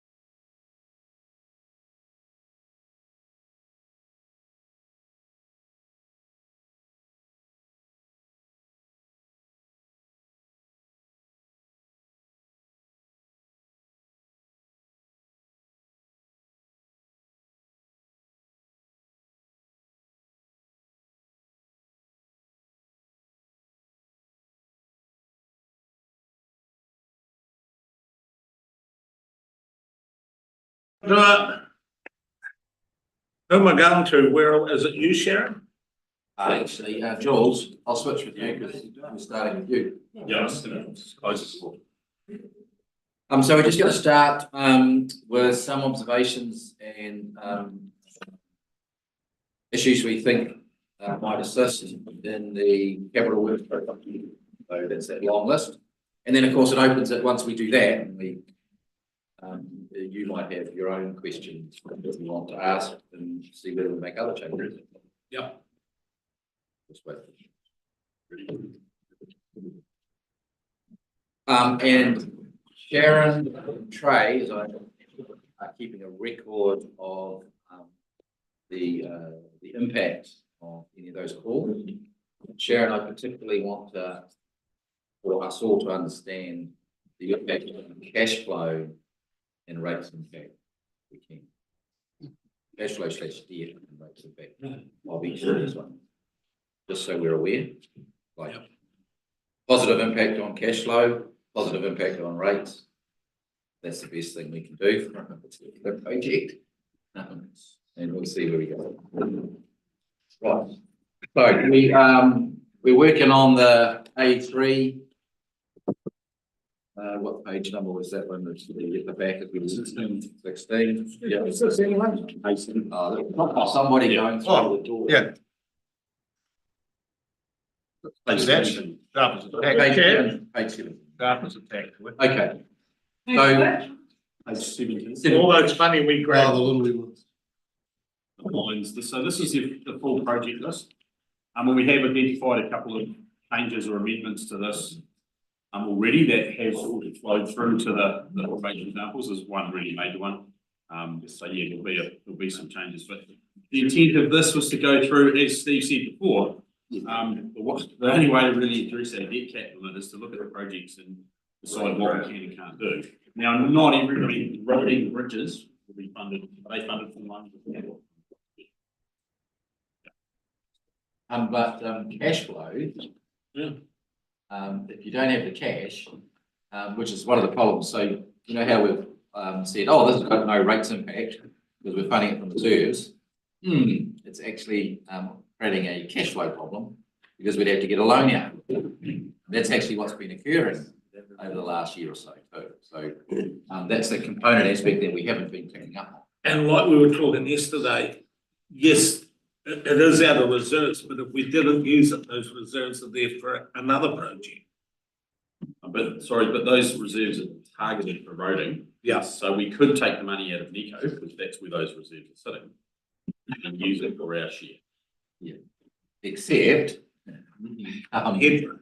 The funny thing is that Nico 30 million or thereabouts is already included in the calculations because debt is about net debt, and it actually makes no difference to the equation if you say, oh look, instead of having to raise another loan, let's just take it out of our equity. But the equation doesn't change. So all you've done is taken it out of your equity from your investments and lost it forever, but still made no impact on the problem around debt, because that whole 30 million is helping us offset the debt, right? So it's actually not really a solution to use that, but it's a good question because that was something that people might logically ask about, but it's already calculated into the figure. Okay, so sorry, Bruce. We're just going to start with transportation, with roading, because that's the top block of projects. And in terms of the roading, this, as we've discussed previously, we've submitted to Waka Kotahi. When you actually look at the rates impact from the rate spreadsheet, because we've had a slight gain in going from a 65% FAR to a 67% FAR, but our program has been increased. But when I looked at it, it was only about a 2% rates impact in year one, Sharon? Is that correct? So that's a bit less than 2%. So of that 47%, our roading program and how it's funded at the moment, other than the cash flow issue, is only contributing a couple of percent to rates. So And that's for our assisted rating project. However, there are a couple of big projects. Sorry, if we just went line by line, could we ask a question? Because the interesting point was, is there any option, like, let's say, year two, we started to get a problem. Is there any option around, spending more money in year three and less money in year two, this 3-year program? Potentially, and that's actually usually what happens. But the other risk with this is we don't know if Waka Kotahi are even going to give us this. Because it is over the 3-year period, a 40% increase on what we had in the current 3-year period. However, we will not know that until August next year. And so the problem is we have to budget on that basis. It doesn't help us to bring that part in because budget-wise, we've got to deal with the debt issue in that. So the question I sort of got, which might, one first thing is, whilst the program is in set, the one thing that could change would be cash flow in year two, wouldn't we? Chris is back. Yeah, Chris is back. And I mean, and it can be done afterwards because, it's like once we get the budget, but what's the story? Chris, you'd have to come up to the microphone. It does make a material difference, or it would make a material difference. Or if we look at what we've done for the last 2-3 year periods, has it always been, usually it's been more in year three anyway. We budget that way accordingly. Your worship, year one, as I said in the last workshop, there's a $900,000 budget for the dust suppressions, which is not in year 2 and 3, so you can always opt to shift that out to year 2, even to year 3 as well. About 33% of that might not be quite different to us, but there's also differently funded, so it might not have as you should back in the rates savings. But what about other areas, Chris? Again, you can look at some of the bridges. If we again slightly defer them, they come in with the depreciation fund, we should be able to talk in over 3 years, but if we believe we're going to get marginal gains here, we can look at that. On the operations maintenance renewals program, we're trying to get in front of the Kirkwall, as what we said, that's what we've got the increase in the maintenance contract. If we defer any of that, it's going to put additional pressure on that side of things. We've already sweetened the asset on your pavement rehabilitation, so there's not going to be much gains to be had there, which brings us back. The biggest gains mostly is going to be out of the resale program.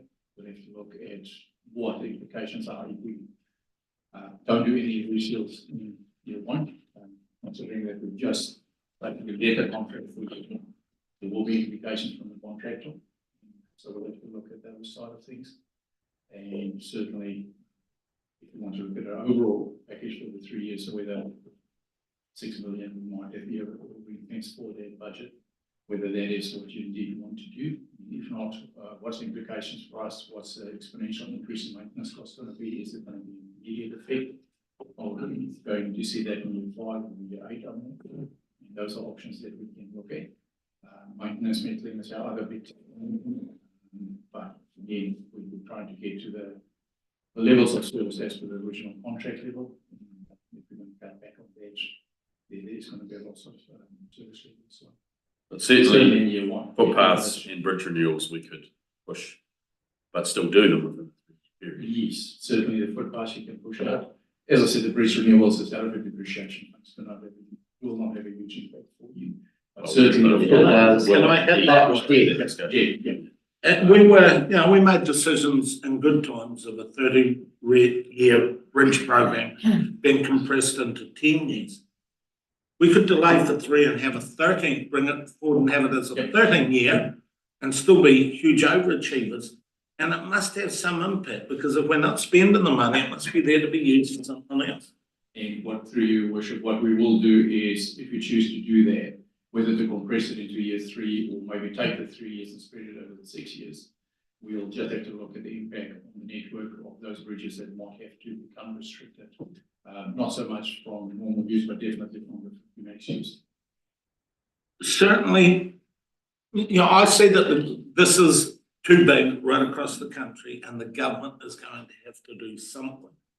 But they need time. They probably need 2 years, they may be 1. And you look at where we're doing it, we're squeezing them on that year 1 and 2. So consequently, things like this, yes, there is a compromise, but it's not as big a compromise as throwing us over a cliff. So that in 30-year bridge program compressed to 10, I don't see any problem in light of this, that we're going to 13 years. Can I We just don't check- want to, but we don't want to do anything. Can I just check though, Chris, is the bridge renewals in the 3-year Kotahi budget program? It's affirmative, we're getting it 216. So 7.6. 7.6 million. So the problem is, like, what options do we have? Like we said before, you either, like they're going to say something in August, some proportion of that $7 million, right? They're going to give us that. And if we're wanting to spread it over 6 years, your worship, is that saying that they have an option to remove that funding? Like it's not as simple for us as let's just make it a 6-year program, because they're going to give us that money for 3 years, right? So let's just take the extreme. If we say let's spend 0 of the $7 million in that, what does it actually mean from a Waka Kotahi's perspective? Have we lost that? And are we restarting again in year 3? Or do we have options to be able to say, well, we can't afford it, but can we shift the 7 million into, years 3 to 6 on top of anything else? I mean, That's going to be with every roading project we do, that we're going to have to go back to our funding partner and see the impact, and also the impact on level of service and long-term maintenance and the like. But if we don't do it, we're never doing anything. But there's a set process, right? So what would it mean if we sort of just worst case said, oh look, we won't do any bridge renewals for 3 years. Thank you very much for the budget. Through your worship, we're getting a 216 bridge renewals is a very peculiar one to actually be dealing with, because it's its own set of rules and to qualify for the funding. And that is why we got recently that additional $2 million funding for this year, was other councils who remained unknown did not do their own work for that specific item, and they got the funding pulled from them because they didn't meet their requirements, and that funding was redistributed to us as one of the recipients. Or going forward, they're going to look at that specific work category more closer. But that's the qualifying part of it. If we're going to leave it there and they decide they're going to cut our budget, say by 10% through the bill, we normally don't know exactly where they will focus the area to reduce our budgets. In a previous regime, we were allowed to transfer money within operations, maintenance, renewals, as we see fit, and that helped us over the 3 years to put the money where the demonstrated need was. For that specific item, we have to go to them specifically and ask whether we can divert that funding elsewhere. We can bring funding back into that area as long as we meet what we call the simplified procedures in the area, life calculations, and they're not to worry about us bringing some of the other money back in. But if you don't use it in the 3 years, you are going to lose it. But that doesn't mean we can't ask for more in the future. You can ask for year 4, 5, and 6. You can say, basically, just put the brakes on. We can live with the consequences on our network, but we want to be back on top of coming year 4, 5. But that's just in terms of consequences, Chris, more restricted bridges for a longer period. The issue is the longer restrictions on those bridges. Potentially, some of the bridges that's not on the horizon might actually come back into the fray and say, but those has been earmarked. We can ask the question of our consultants just to verify, are there any safety issues concerned with them? I'm surprised if they are, because they are focused on just opening up the network to more PMAX high productivity. But that is this helpful, Donna? You need to.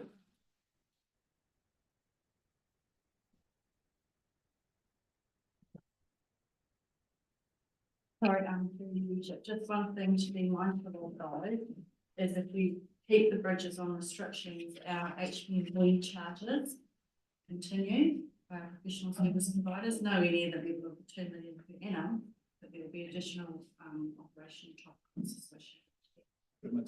What's that? So 30 grand a year? There's, on an average over the last 3 years, there's been over 800 individual requests from professional service providers. And from roughly $200 per hour we work, and it's a case by case scenario. One might be a quick 30-minute analysis. There could be a number of hours analytics, because it depends on the axle width of the trucks and the way it's proposing. Okay, but it just means you're not going to get 100% of the benefit of what we're talking about, but it's not a major percentage loss. So, okay, so thanks for that. So it's quite it's an interesting one, it's almost like the last minute, but it actually is a valid call. If you recall back to the asset management plan, we had our options around the bridges, the good old columns that we remember. But I mean, this is a valid point. You are now having to deal with affordability, and not just affordability, but debt issues. And that bridge renewal program is a candidate where you might decide that actually the benefits of in our current situation, because that has a positive benefit on both aspects, certainly the debt, might outweigh the disadvantages effectively of like doing a moratorium on your bridges for 3 years and accepting the consequences of that without knowing, what funding you'll get in the future. There's all that risk, but it's a valid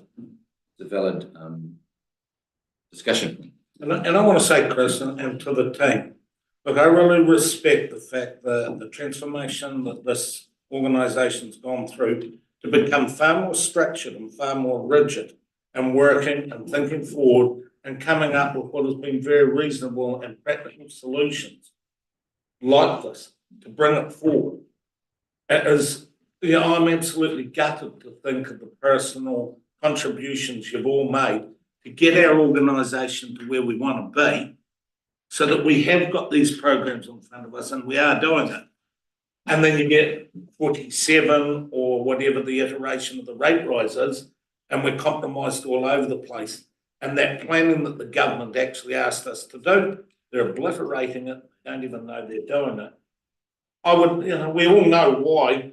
There's the different rating ones. We've got a huge rating network. We want to do the best by it.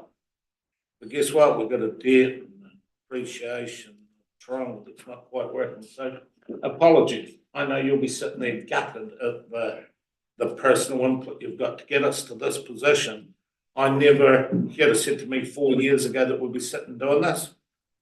Shakespeare's not that stupid. But those bridges, just a minute, so if we cut them down, that's the big trucks that can't go across. It's currently the ones that we do can be used by 50 max vehicles. Yeah, so have we done the,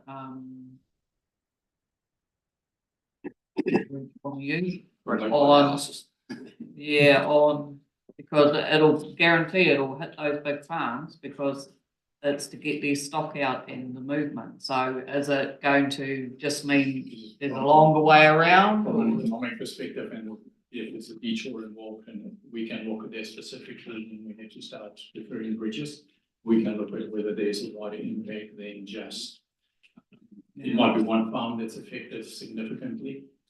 We've got an annual economic network plan that can tell us the value of that road in New Zealand incorporated for that specific road that it's on. And that will give us at least some idea of the implications for it. They are currently restricted, so the impact in the short term should not actually be different. Sorry, short term, is it over the 3 years? Over the 3 years of those 3 bridges, of those 7 or odd new bridges we've got, they are currently restricted. And as their immediate impact is not going to be felt.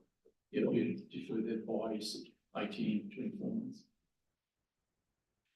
Chris, can I take it, last week, and my apologies, I can't remember the wording around it, but there was $700,000 of advanced work program that we did an assumption we would do last week. That falls into the same overall discussion. Yeah, we can do it, but there's compromises. Can you remember last week? Yeah, I know. $2 million. Yeah, there was $2 million, but our share was 700. Yeah, of the additional funding we get. Yeah, that ceases at 30 June. That's this year. Yeah. That's this year, so there's, Yes, right. right, so that's off the cards, yeah. So Chris, can I just check? There's the possibility of removing it for 3 years. Yep. But you also were talking, don't think the impact's gonna be felt for 18 to 24 months. So were you suggesting we should be trying to spend some money within the 3 year period? By some, it means that whether a bridge should be done, we will have to look at that and see if there's one that really standing out that is a must do. So we'll look at the, I know out of the bridge stock, there were 2 that is currently not 50 max restricted. If we didn't work on them, they will become 50 max restricted. Within the 3 year period? Within a 3 year period. So we'll just have to look at each individual situation to come up with a scenario and say, we can confidently defer all, and the implication is going to be minimal, or potentially we can defer 80% of it. So just for your direction setting purposes, there's the view that a significant part of that 3 year bridge renewal program could be removed, that there might be some consequences that you might not want to, feel for a couple of bridges. That means it may be 20% thereabouts we should be looking to retain, but that still has a major impact on the position we're in. Is that a fair summary? Jules, is that a fair summary? I think the only thing with this project we need to remember is that we'll only save 33% of whatever we defer. So of that 7.6 million, if that's completely deferred, that'll be 2.5 million. Yeah. That's 8%. Well, and that will be loan funded from reserves. Yes, but it's also cash too. Yeah. In there. So hypothetically or whatever, has anyone got a counter offer? Sharon has a contribution. The other thing to consider in that when you're looking at your debt cap is it also affects your revenue because your NZTA subsidy will drop. So. Yeah, it's probably not the best place to take it out of. Because we lose the 5 million of revenue over those 3 years. That's why we have Big transport. why we have staff. Good spotting, Sharon. Right, Simon's got his hand Bit of up. chocolate. Yeah. There you go. Got the money yet. Going to Yeah, thanks, Your Worship. I was just going to ask how we're going to go through this process today. We just going to note, like we've come to that item, do we note that down as a maybe or a no? We didn't start very well with this particular one, which rating was always going to be a little bit complicated because it was sort of a bit like, do we sort of agree until we can get it finalised on an 80-20 sort of removal? Okay, but Sharon has leaped in and reminded us all that actually sounds good from a rates impact perspective, but actually it makes it worse for a cash flow perspective because we're on the wrong side of the percentages of what we did, right? So it wasn't a good example, councillor, of what we were trying to achieve, but we are going through this was identified as one of the things that we could look at from our perspective, and we still give you the opportunity once we've done our bit to go back and look at others that you might have identified. Later though, so we'll just. Yes, still on the same. Maybe. Yep. No, I'd like to get you to, like, if we can make clear direction on something, in or out, we do that now. But the problem with roading, and I would have asked you, give me a clear direction, please, on the roading. But I think we've got a problem that actually. Sharon, how much latitude have we got there? No. Not a lot. And it's a bit of a double-edged sword too, because if you cut rates, you also cut your revenue. So you've got to bear that in mind as well. So probably the first step is to look at what you, a loan funding that you can move. Yeah. Bruce, followed by Doug. Just a question then, everything above bridge renewals then, we've got roading operation, roading capital, which is basically maintenance of our roads anyway, that all comes from rates in the current year. There's no borrowing to fund those elements there, including for renewals. That's all done from rates. Okay, thank you. Okay, all right. Oh, sorry. Sorry, Dane, sorry. Well, just Stephen were asking for clear direction. My clear direction is to leave it alone and continue maintaining our infrastructure is highly important, roading. When I look at the impacts, if I rather grab rural sheep and beef, page 12, when I look at the impacts on the district roading, local roading rates, I think they're largely justified those increases. Jumping to inflation, cost to maintain. I'd probably look at a hybrid one, saying that, yeah, I can see the game we're playing. But if we go on with an attitude that if there was some savings to be made, if there was some manoeuvres, because Mum always used to say, you look after the pennies.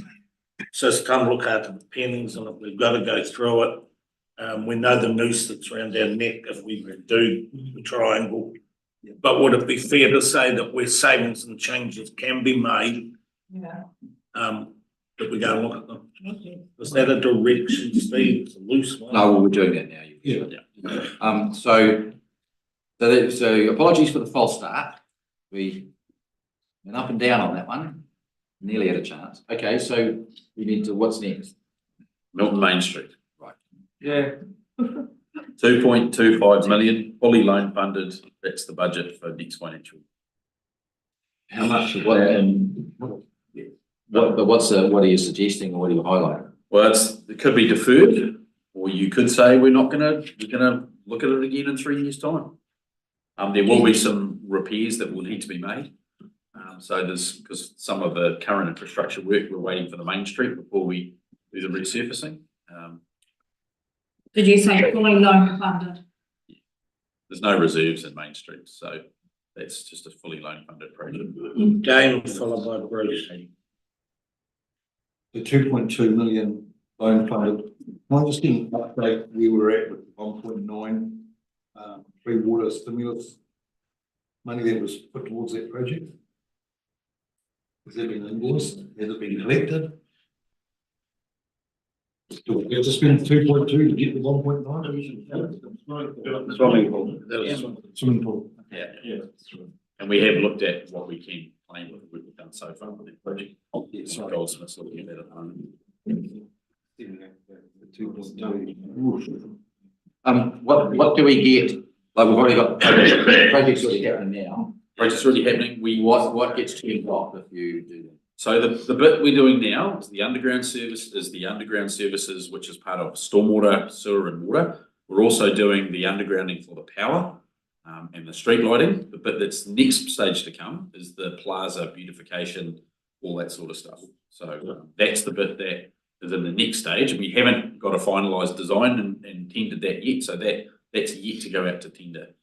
So that 2.25 million is entirely around the plaza, wasn't there also the street lighting and the footpaths? Well, that's next year. Yes, but that's also the street lighting. I think we're talking about that as part of the undergrounding, aren't we, Donna? Some of it, yeah.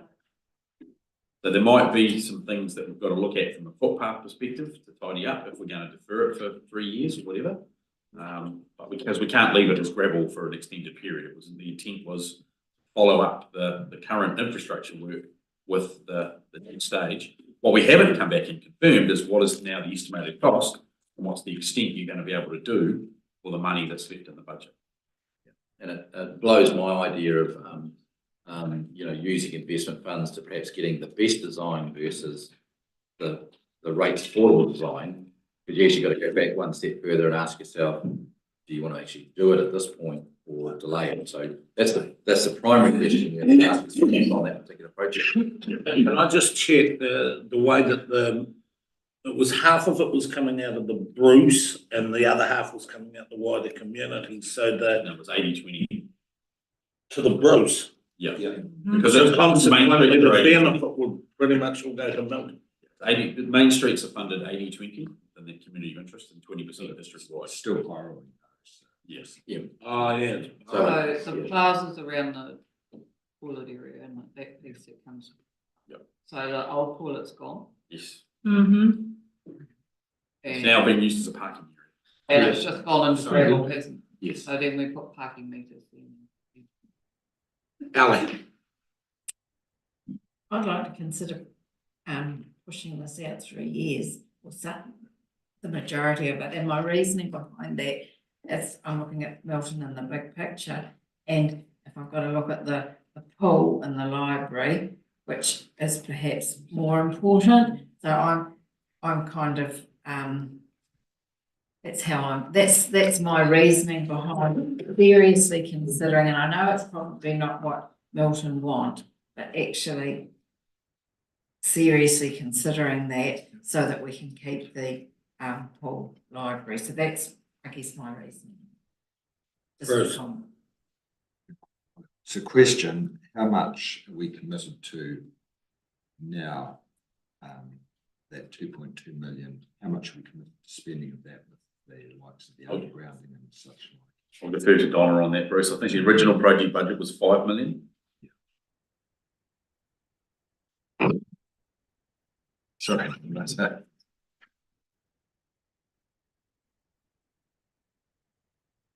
Through you, Your Worship, so currently, the only sort of main areas that we would really like to be committed with would be the footpath and the statement. And the undergrounding, is that included in this year's budget? I believe so. Pretty sure, mate, yeah, if not all, most of it. So that will be loan funded by the end of June this year, so. So who reseals the main road, George? What could Kotahi responsible for the road? We responsible for. They do that. John. So we're carrying on with footpaths, does that, from a practical terms, it doesn't mean we're going to dig out new footpaths in 3 or 4 years' time, does it? It may do in some areas, Yeah, but. yeah, that's the problem. The issue, yeah. But to confirm though, the current design is really only like the Balclutha Streetscape project. It's actually only the intersections or key areas where you're actually digging those up. So the bulk of the length will be staying in asphalt anyway. I think it pressures people more than digging out new roads and footpaths. Yeah, thanks, Brian. Look, I'm just thinking to myself, from recollection, I'm thinking a lot of the Milton people wanted that for a car park in the meantime, didn't they? And I'm thinking that may be a bit of low hanging fruit that we can actually grab hold of and do something with, as much as I know the Milton ones won't want to hear this. But it's, in fact, I think it is a low hanging fruit that we can grab and run with. That'll be the plantings, but. Yeah, the planting side, around the toilets and all that, yeah. Well, there's been a group of locals that have offered to do something with it, but interim solution. Good. We did a few years ago. Yeah. If I go back to, I think you'll know that I was within a gossamer of leaving the last election. I came back for Milton. And Milton was because if we look at our living and working strategy and the overall, and okay, I have to face this will be the last thing that I would do. So the only thing I ask is there any chance we can go through the list and the hope that something else comes up? Because I don't want to tick off something that was fundamental. Milton and the living and working strategy and everything, and actually the honour and the commitment that we've put into this is a serious step backwards. Do not. It's the very last thing. If we have to do it, I'll bite the bullet and do it, but I would prefer that we did it when we'd have gone through the list. I'll go to Bruce and then Simon. I think that plaza area it's supposed to be a feature of Milton. And I think that area still should be done sometime in this 3-year term. We want to improve the parking ground by the toilets itself for people who are coming in and using those. So perhaps I suggest rather than what's 2.2 million, that we perhaps cut it back to about $700,000 for the Milton, for that area there, and any resealing of reinstating footpaths. I don't know how much we'd need for that though, Donna, just for the instant. You wouldn't have an estimate for it. Through worship, it will depend on the amount. So when we're talking about that, it's the damage that we're currently causing with the underground service renewals work. So I couldn't really give you an indication until we completed that part of the project. We could have a look and see sort of the lengths that we're looking at the moment, back to you on that. Can I suggest then that it's perhaps an arbitrary figure, but we cut that budget back by 1.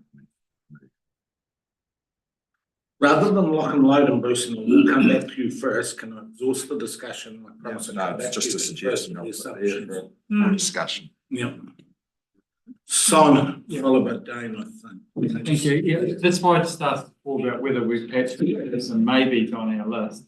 Yeah. And then come back later, have a look and see what financial changes we've made. And then have a look at the maybes at the end. And then- I'm with you on the maybes, yeah.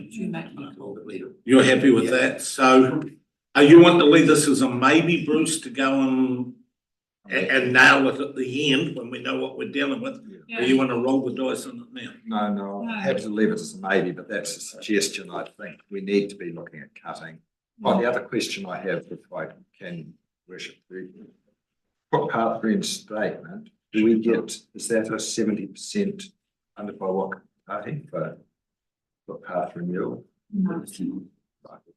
And is any of what we're doing, our curb and channeling, needing to go onto the stormwater? So once you do you can't have a curb and channel without a footpath, but then is there anything that we have to do that's just gonna make them just do it? For this particular project. Yeah.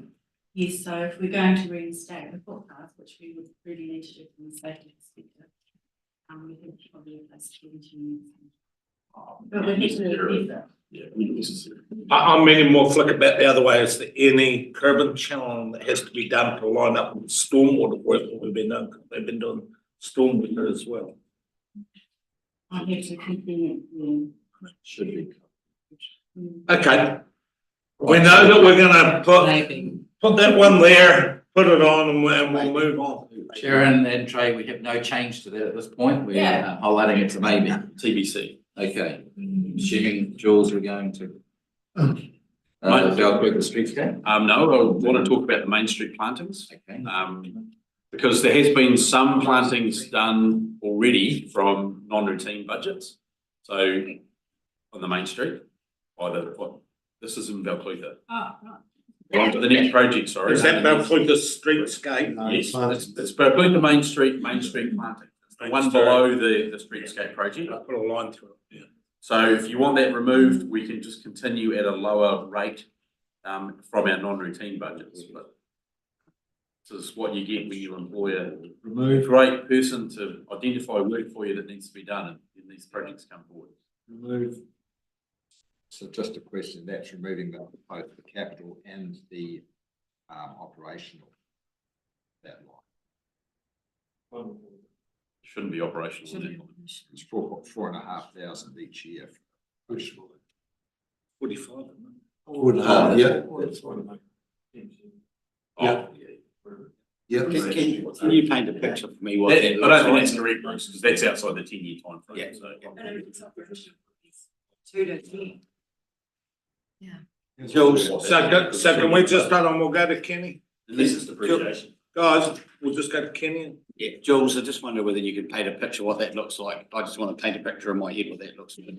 Guessing that, like, what's the street gonna look like? So, I mean, we've been pulling out flexes where there's been a safety issue. Casey's actually replanted some of them with sort of low growing, but it'll probably be some of the heavies at the end of their useful life as well. So it'll be making that look a bit tidier as well. I'm not sure whether the 45 is depreciation, so that would be funding that over a 10-year period, and then there's money to renew it. But there is a bit of money in Balclutha Parks and Reserves non-routine, so we can still do we can't do the whole lot at once, but we can do little bits each year from our existing budget. So that's good. That's great. We'll review It doesn't affect Casey in any way because I'm hearing good feedback to Stacey? Or Stacey. Oh, look, I mean, it's something he's identified would be, it's given the length of time since they were planted, it's due to be replanted, but at the moment, we're looking at, we save money and we can continue to do it. So let's push this. What are we doing? Going. Right at the very start of planting those, the flax was a stupid thing to plant, so that really annoys me. It's been wasted money, so that's my sense. Just to confirm, the Hebes are due for replacement now anyway, so Happy to After remove 10 it. years, you might be looking at something else. Bill Cloyter ones are going through. Well, yeah, I know, election, jump. But the other way on this one here, like, we're not talking a considerable amount of money and you want to be upgrading gradually. So, you know, to the decorative reasons and so forth, I know $45,000 is a lot of money, but you don't have to spend it all at once.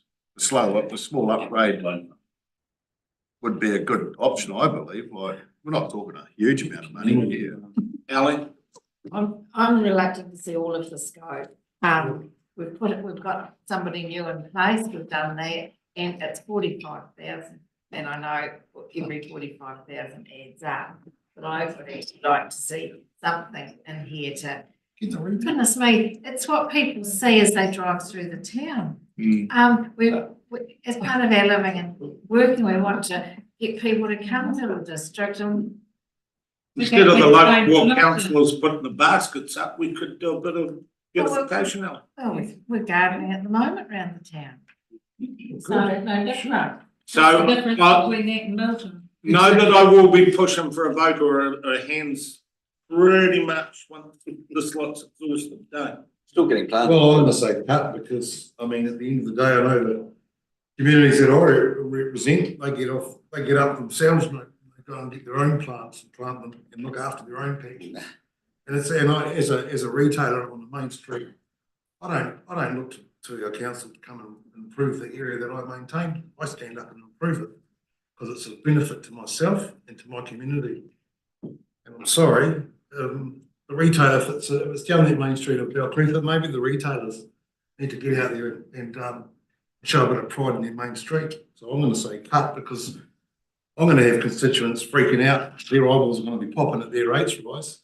They see a line there for 45 grand getting spent in this town, and they look at the work they put into their town. Right. It's fair, so I'm for a cut. Right, we know what we're voting on. Does it go or does it stay? So all those that want it to go, put your hands up. Those that want it to stay. We got the direction. Okay, so just for your purposes, that's being removed. Team. Next one, Joel. So the next one is the Clutha Hub car park. $3 million, that we will have to do some work there to comply with the bylaw approval in terms of some sealing, but my understanding, and pretty sure we confirmed this when we looked at it last time, it's the area near the flood bank that we have to have sealed, so it may require some expenditure, but this was the budget to do the whole lot. How much, Jules? Do we have to do? Look, we have to do a bit of research, but it might be 100K, Brian. Okay, sweet. Right, we know what it does, Bruce. Still park there, compressed gravel or whatever it is. So I'd say defer it, unless there's $100 saved already. Yep. So you'd be deferred, just to clarify. No problem with that either.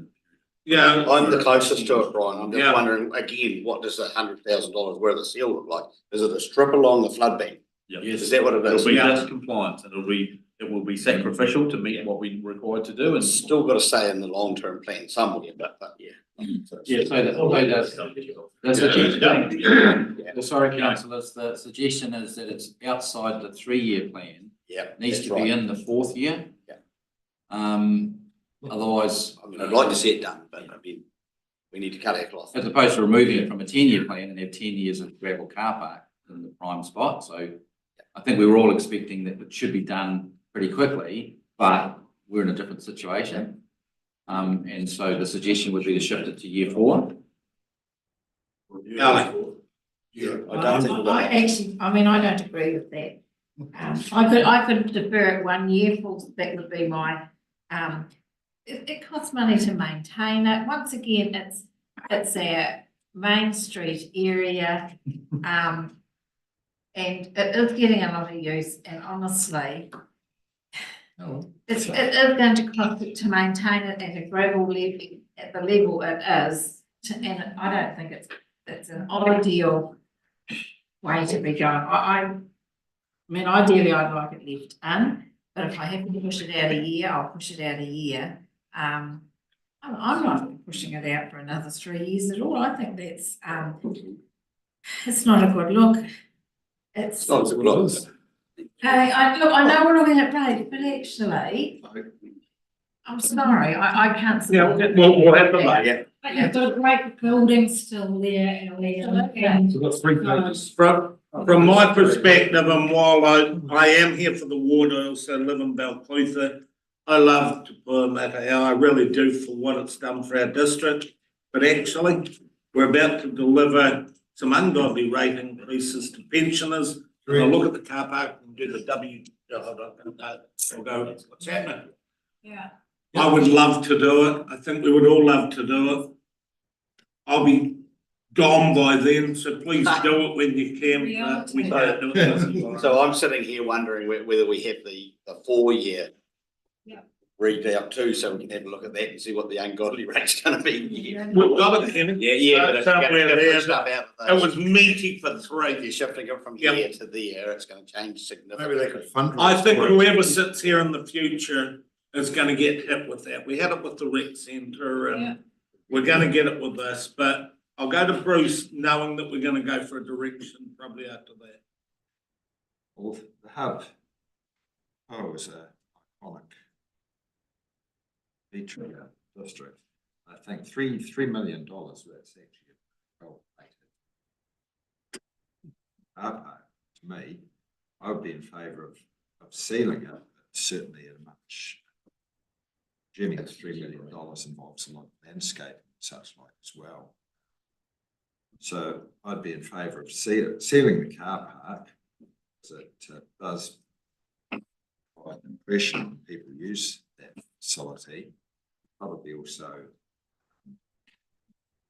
having it just gravel actually adds to the maintenance cost in the facility itself. So I'd be in favour of sealing it, but not sure. Well, not sure how much, $500,000 might seal the car park satisfactorily, or Leave it. Probably not at our currency. even $1 million. And then we've got $60,000 a year in operation well in that budget, so. Is that appreciation? So Bruce, what I'm gonna do, because we're gonna get direction, I'm looking at faces. So what we do is now defer it. You know what the vote is, and then if enough nows do it, then we can go that way. I think there's an option, perhaps reduce the budget to Okay, I'll do it another way. A bit or nothing, and then we'll go to now and defer it if the bit nothing doesn't work. Is that okay with you? Again, I'd like to know what that bit looks Yeah, like. and I don't, but Bruce wants to Because put, we all know that we'd love to have it done. We'd love to have the bit around the building done and everything, but I'm thinking, I'm holistically over the whole thing, is what I'm trying to look at. Be reasonable, because this won't be the hardest cut to make today. There's gonna be a couple of way harder ones. Yep. And so I'm just showing the support that we're prepared to do a little bit. Kenny, I know that would be Yeah. hard for you, so thank Yeah, you. yeah. So you know what, for Bruce, we're gonna do the bit, hold on, what were the options? Yeah. Bit or nothing. Yes. Yeah. So we know what we're voting for? Yeah. All those that want to do a bit, please raise your hands. Yeah. 2, 3, 4, 5, 6, 7.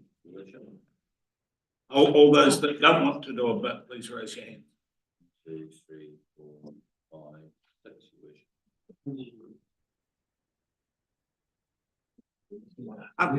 Righto, so what's the bit? Because they've got to put a finger on it. Seal the car park. No landscaping. That, you're heading into the million side? Yeah. That's what Donna just said, we're not doing it for. After all. That's why I drifted away from it, because as soon as Donna did the shape, it was like, oh, well, we're back. Yeah, you can come and do it, surely. Only put it, So just a picture, so Jules is painting the picture. I won't use the word he used. But, no. There's an equivalent to comparable. Yeah, so the standard we think that you would see at the, at Tupoma would be the same standard as the, Cross Rec Centre. Yeah. So. For how much? Well, look, for the bit, it certainly would be less than the 3 million. And you go, that's what you're talking about. So that's acceptable. 100 grand. The rec centre, many years ago, cost us 250 to 300, I think. So it's a smaller area, but the costs have gone up significantly. So Jules, quantify the figure because. Oh, well, We can't, Brian. I know we can't, but we're just going to a direct. Oh, we can bring it back on the 25th to make the decision. But That's $1 million or something. but let's you gotta have a stab, because we've got to come up and see what the consequence. If you let's stab it at 1 million. At half a million? Yeah. That's double the cost. Yeah. Just to seal it. Yeah. Sorry, what's So- wrong? So $500,000? We've got to be honest with this now. Yeah. We'll look at it. People are. Let's have a look at it. So team, what we've done is, if nothing else, we've asked the staff to go away and quantify a figure, so when we come back on the 25th, it'll be, do you want to pay 785,000 or nothing? And we can still. We don't have a choice. When That's we, correct. no, sorry. When we bring it to you on 25th, we don't have a lot of decision options on the 25th, because the 25th, we're producing the consultation document, right? So. Who said we'll come back to you on the No, 25th? I didn't. So, I mean, like, these are all bits and pieces, right? And what we're debating at the moment is an argument around, well, are we talking 500, 750 or 1 million? Jules' suggestion off the top might be 500,000. Rates, I think Donna might have been suggesting 750. I have no idea. I said 1 million. And that, but we have got a figure. So, I mean, and the margins are margins. Things are going up. So it wouldn't be unreasonable to suggest, and you would still be making a saving if you said 750, for example, right? You've already agreed on a bit of the full, because that's how the hands went up, right? Of 3 million, right?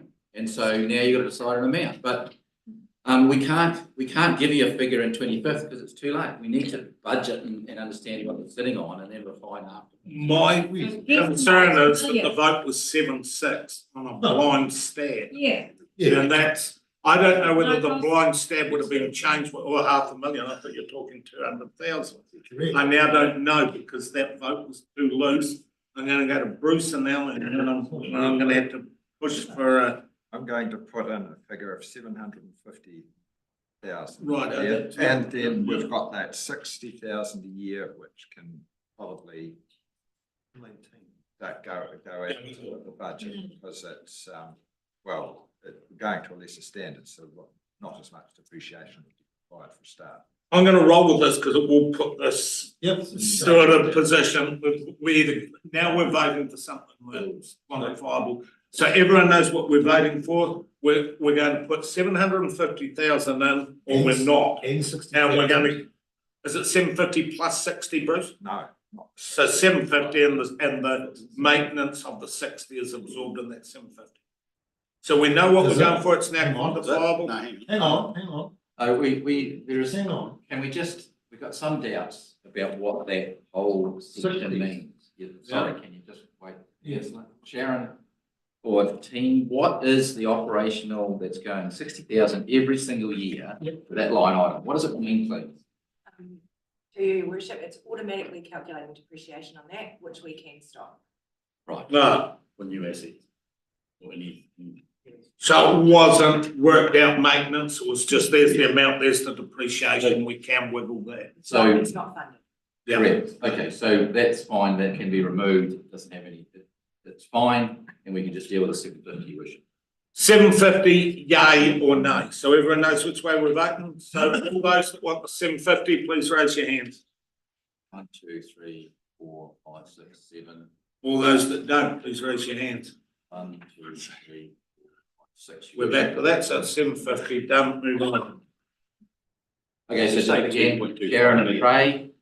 So it's shipped from 3 million to 750,000 on the understanding of, similar to Cross Rec Centre. Budget there. Okay, what was the next item that you were looking at? Okay. We'll need a reseal in 5 years. Can't miss with any of that. Yeah. Asphalt doesn't need it, but chip seal. So we just need to shift to year 6. Yeah. Year 6, another 750. We can relook at it in year 3. I won't be 750 because that's the full formation. It'll be a lower cost. Can we just get it? It's going to be relooked in 3 years. We'll have a quick chat. So everyone knows that the decision we just made will mean there's a bit of a cost to bring it back up to scratch for 5 years because chip doesn't last as long as tar seal. It's an incidental that we know we're going to put out there. And We'll we move on relook at to the cast iron renewal program. So we had, I think when we had previously talked to you a bit over a year ago, we had identified we need to renew all of our cast iron. We had deferred it originally. There's a little bit in the next 2 years, but the bulk of this cost is in year 2, 3, and 5. So there's a question about, as I said before, we have occasional water quality issues from cast iron in Balclutha. The main source of that was the line to the Mackay Road Reservoir that was replaced a few years ago. At $200,000 a year, we could defer that further and reprogram those further 3 years, but we do need to do it at some stage. There's no consenting, no nothing that's going to trigger us here. It's water quality issues from customers, Brian, is the main cause. So Jules, were you suggesting consider continuing with the 200,000 per annum until the renewals kick in? Yeah, well, then that's just minor bits and pieces. It's not the main. No. And where were you prudently suggesting if we were going to shift it, which years do you think you need to bring it in? Well, we could look at extending the period we're doing the renewal. Like it's a nice to do it over 5 years, but if we don't have that headroom, it might be something we've got to extend over a 10-year period. So it'll be 100,000 over 10 years. Is still maybe not as prudent, but it's still a realistic option to. It's 4.5 million. 4.5 million over 3 years, from year 3 to 5, Brian. So you could, if you said you could do it over 6 years or over 9 years. So you're just dividing it. Yeah, 1.5, so it could take it, say, no, well, that is a meaty sum of money. Does this cause boiled water notices, Jules? No, it causes, you basically get orange water out of your taps sometimes. Well, yeah, and it's not nice to drink, and we've occasionally had complaints from customers where there's, for whatever reason, the cast irons cause discoloration. So from a Balclutha Ward Council, I know that over the years I might get, down if it's one a year, you seem to get squirts of it. So defer it to, I mean, over how many years, Jules? Well, I'm suggesting you don't touch the first 2 years because it's only 200K, but Yeah. we could spread the balance of 4.5 over the remaining period of the plan. Right. Doesn't help us in year 1 and 2. Does anyone have a counter, what would happen if we did because 1 and 2 is the scorcher years? What would happen if we went down to 100,000 each year? No, you wish it would need to be 560,000. No, I mean the first 2 years with 200 and 200, what would happen if we just went 100, 100? We just can't get this done, Brian. Right, so we're just peeing around. What if we went nothing 200? Or 200 nothing? No, Read over. So, Bruce. Just a question. Is there any, we know if there's much water loss from these pipes as well? They're structurally sound. We're not having lots of water leaks or breaks from them. I mean, they're not like Milton that have got a joint every 6 feet. So here, from all the information we have, structurally they're okay. So leave them to and spread the rest over. So it would be 560,000 per annum starting from year 3. These are escalated, Yeah, well, unescalated spread it. But it's approximate. Can I just check, does anyone have a burning counter proposal? Joe? Your worship, I think when we come to make decisions like this though, especially around water quality and so forth, and there's good, as we can see, there is a lot of them coming up. But we've also got to be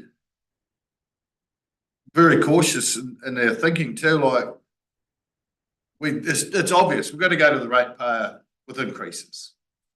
With increases, I provide a service to some high demand clients too. If I go to them with an increase in services, they have an expectation of quality of service.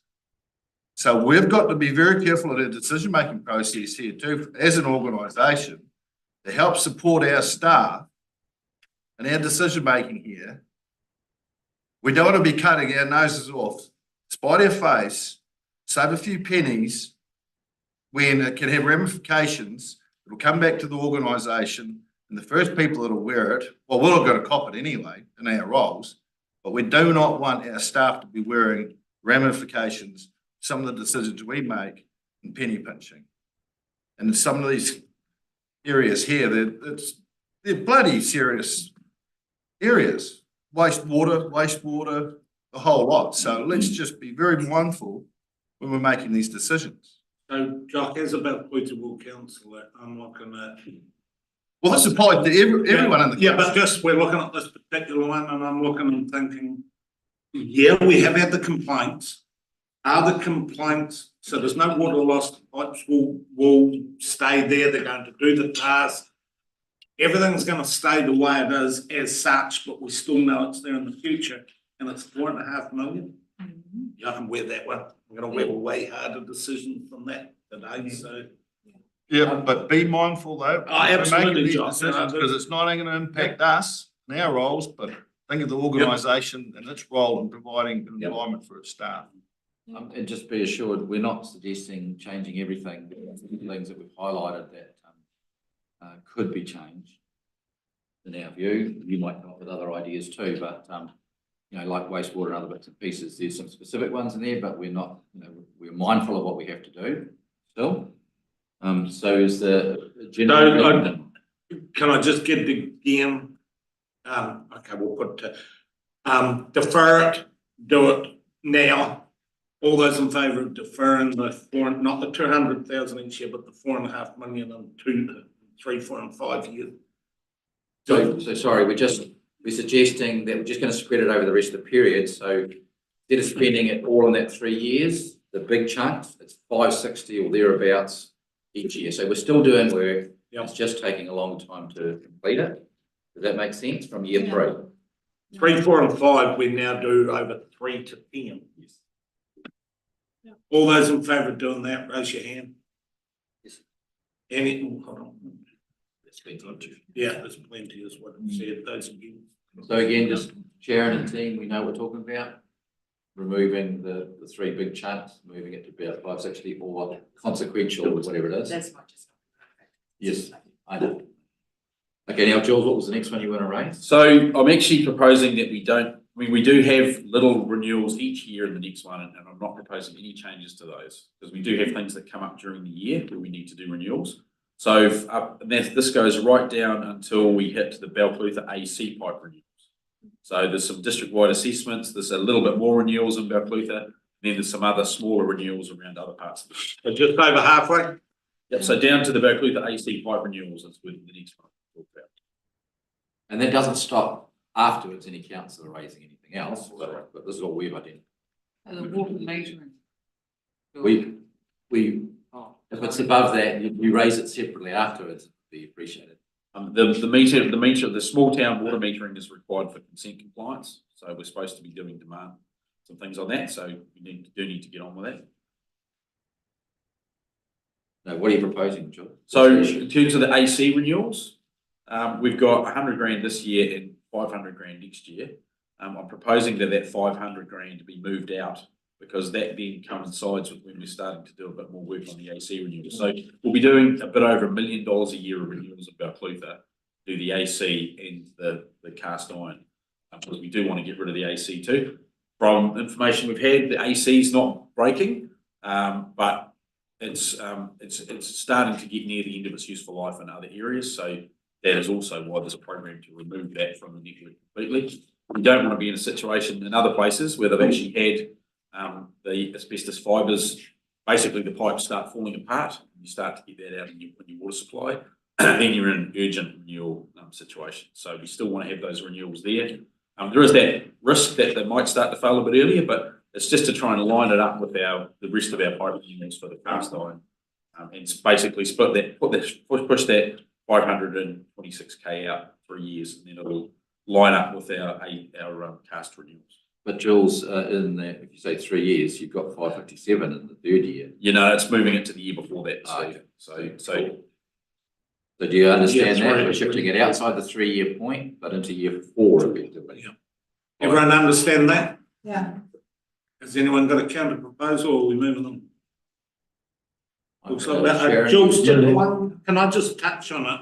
You know how there was Justine and Mike and that team of four Project that were, sorry, Jules, that were looking and going forward. Is that what's bringing these up? No, these were identified, and it might have been 12 or 18 months ago, the AGU presented a paper with different options about when we renew some of these things. There was a current level of renewal, a low level of renewal, and a high level of renewal. And the decisions we made at that workshop were then put through into these 4 works programs. Yeah. Okay, where to next? So Michelle and anyone else, if you're going through the list and you see something that we're not talking about, write it off to the side or highlight it or something. If you've got highlighters, Michelle, throw me one. What colour do you I want? think pink. We're really only looking in the first 2 to 3 years, not looking further out. Yeah. Yeah, in between. Okay, Bruce. So finished with that, can we go back up? No, we're going to do the go ups at the end. So the staff are going to go through all of these, and that's what I'm saying, Bruce. Okay. Highlight the ones that you want to go back to, and then we systematically go through our list.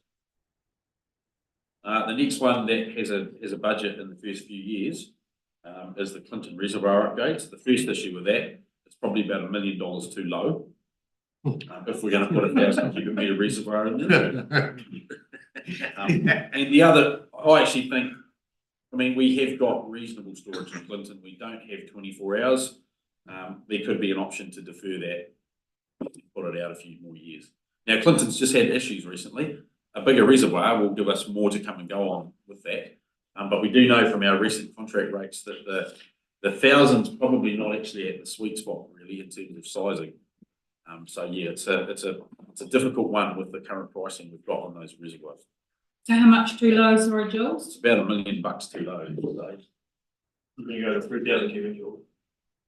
Well, that would be about 2.1. We're going to do that. I think that's too big. It's too big. Well, definitely a 1,000 cubic metre one. At the moment, in the current environment, the costs for those reservoirs have just gone through the roof. So that 500,000 figure, just let's forget it and say it's 1.5. But Suggesting to go to year 4, it does carry, means that you're carrying risk for 3 years around supply. Are we starting to see some growth there in that township? In Clinton, well, not according to the information we got today. And does a new house, you know how they're meant to have a holding tank and no one does? So that's does the new houses have to get a holding tank? Well, from the recent issues we've had, we think most people do have on-site storage, Brian. There's probably half a dozen to a dozen that potentially don't. And we have got urban inspections on our list with our new UB staff that we've employed as well. So it's on the radar for them to check and follow up with people. Bruce. Just how much storage is how many days, I guess? Oh, it's not days, it's hours. With most of our restricted schemes, the storage is in the range of sort of 4 to 8 hours. But if we're just putting 30,000 and stuff like that. $1,000. We can have a look, but I suppose it's whether that just provides another 30 minutes, is whether it's worth it would be the question. But yeah, I mean, with any reservoirs under 1,000 cubic metres, like a 500 cubic metre reservoir, we're looking at those in tanks rather than a single large reservoir, just because you're down in the, it's not quite order of magnitude, but it's hundreds of thousands of dollars cheaper. If there's the room and all those sorts of things. So supposedly it's defer for 3 until year 4. And put a realist in. And And increase the budget, but there will still be a decision need to be made about what level of storage is appropriate, given the costs we've had with smaller reservoirs over the last 12 months. Dave, followed by Simon. So, had the thought to be deferred, I'm just looking at Clinton here, and it's obviously, we pay the same rate for our water and our urban centres throughout our whole district. Just looking at a page, Clinton, page 4, looking at the year 2027-28, water's going to cost me $1,399.92. That's only increasing. I can go out and buy a 30,000 litre tank. I live on a 30,000 litre tank, like me and my family. Year in, year out, it costs me zero. Within 2 years, you've got to return on your investment. How much did the tank? $3,000. Delivered to my door. Yeah. You know what I mean? Like, we've got some big, right, you know, at what point do you say, hey, what about a bit of self-responsibility? It's something, it's a discussion that we could have in council. Yeah, so we're going to defer a big Yeah, reservoir, and everyone can have their own reservoir. We're treating water to feed, treated water to stock. Maybe Clinton's water goes to rural, it's untreated, brings the farmer's cost down for his litres of water, and the township looks after itself, and they end up in a situation where I'm lucky that I don't have to pay for water. It's a discussion for another day, but specifically on So happy to defer. now or 4 years is, let's have, all those that are happy to defer for 4 years, please raise your hands. Those against? No, right out, we'll remove them. So Sharon, just getting that one, so the 500,000 that's in year 1 for Clinton Reservoir upgrade goes to 1.5 million, but it moves out to year 4.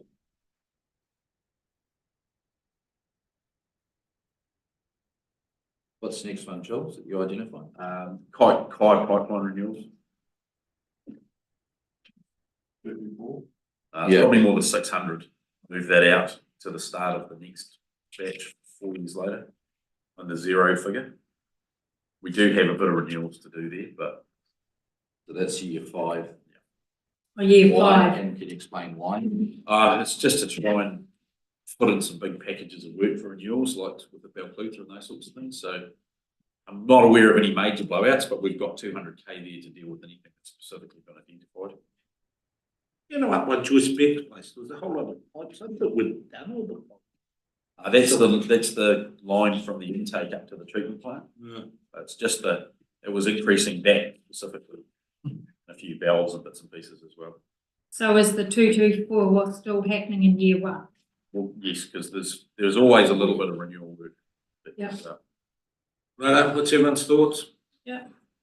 602 is going. To 5. Further out. Yeah, 5. The last 0 before the 5 months. And the next. So assuming. Is everyone happy? Well, is there any benefit in leaving something in years 2 and 3 as well? I mean, that's the question, isn't it? Is there any benefit in that, or just? Jules was just We're just saying. going to get to Milton. We're just going to get to Milton and those, we're not proposing any change, but the reason why is because Milton is continually having failures, which costs us a lot in reactive maintenance, and we have very high water loss. So we're proposing that we keep those ones unchanged, and it might even be that we, depending on the sort of contract we can get, we might even bring the 639 forward or split that 1.8 million out a further year. So that could be one option. We split that in half. But going back to 602, I think you were highlighting that from a procurement perspective, the packages of work was looking to try and get a better return there by combining them and having them at those points. Is that right? So that the renewal contracts over years gives you a better rate. Is that right? Well, and when there's other bigger contracts being done as well. So does that make sense? And we agree on the 602 shift? Why? So there's no compliance issues with the Kai one? No, it's just. it's level of service and that sort of thing. So even with Milton, there's no compliance issues. It's just. The Sharon, have you got that in trade? 602. So everyone had. Oh, yeah, we've already had the vote on the Clinton. We're now moving to Milton, and you're suggesting that because of the the leakage, the issues, the costs to keep going, that we keep it in. Yeah, if we really want to, we can split the 1.8 million in year 3, so it aligns with the 600K the year after, the one above. So they've got concrete pipe renewals in Milton, as well as AC pipe renewals. What's everyone's thoughts? The 1793 could be halved. It's pushed out. One. Leave it as it is. Leave it as it is or have it? Base reality. Well, it's starting to scare me with what year 4 and 5 is like, it's getting really spooky. It sort of scares me, except the government's gonna be in, Yeah. either we are or they are, but it's giving them time to sort out whether it's them.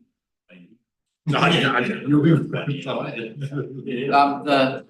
The benefit you get for these capital programs is that you're making marginal differences to the rates requirement in terms of the rates percentages per household. Marginal because you're not paying 100% in each year, you're just paying the loan principal and interest, right? So you're getting a marginal benefit because of what was coming in from debt and that. But you are getting a benefit of cash in terms of debt limits by not drawing down in those particular years. So that's the main benefit. Kenny, can you share, I suspect about rent over Christmas? So what are you suggesting there, Sorry, Jules? So, I mean, seems no harm in suggesting we just split the 1793 into 2. So we just match the concrete pipe renewals as the timing is the same as the AC pipe renewals. At the end of the day, the capital delivery team will look to put out a contract, hopefully a multi-year contract, and in those total budgets, there's 4.3 million bucks to go and do those renewals. So you still carry it on with the 100 in year 1 and. Yes. Yeah. So we're looking for some direction on this. Yeah, do you agree to split that? Are we all in agreement that we should split it, or is there another opinion? Is it gonna cost more to split it? Like, is it better to do it once or? It's a multi. Yeah, it's a multi-year contract, so I mean, you can't do $4 million worth of work in 1 year. It's going to have to be split. So hopefully, if there's a bit more flexibility, we'll get some better rates. But who knows until we go to market? Yeah. I mean, it might be annual contracts, but I'd rather go for it. Does that make sense? So Sharon, have you got that? So do we need to show our hands, or is everyone in agreement? We'll have a show of hands anyway. Agree. All everyone agreeing? Yeah. What's the next thought, Jules? So the next 2 projects are immediately below those, which is the Melbourne, or the water treatment plant upgrade, and the new water treatment plant for Melbourne Industrial Growth. They are highly dependent on feedback from Calder Stewart on what the timing is for the Melbourne development. Now, we're meeting Donald tomorrow, aren't we? Going to have a chat tomorrow, so we'll have a chat with Calder Stewart about the timing of that. That also relates to the wastewater one that's coming down further on. We definitely need to do something with Milton now. And if you look below that, there's a manganese reduction budget of 1.5 million. We're sort of just wanting to roll those up into a single project and look at capacity. The information we've got to date suggests that the manganese is below half of the MAV in Milton now, but we're doing increased sampling just to see if it changes over time. What's the MAV, please? So the maximum acceptable value in the standards, or a guideline value if it's not a. So how does manganese affect people? It causes washing to be dirty. It pulls. It doesn't give you brain damage. No, it's an aesthetic issue and a water quality visual issue. But it's not pleasant. It doesn't taste good too. So we're just not sure whether the previous instance were accumulations in pipeworks and reservoir versus what's coming through the treatment plant. So there's work going on at the moment to find a solution to that. But we caused major issues. And it may do again, and that's why we want to have a solution about what we need to do there. The reservoirs both reservoirs have been inspected with basically an underwater drone, or you call that a submarine, next week. So there's contractors down to look at that next week. So all that aside, what are we actually proposing in relation to this? All that aside, I'm proposing no change to the manganese reduction and Milton water treatment plant upgrade of $500,000 a day. The one below Melbourne for Growth, which is A day.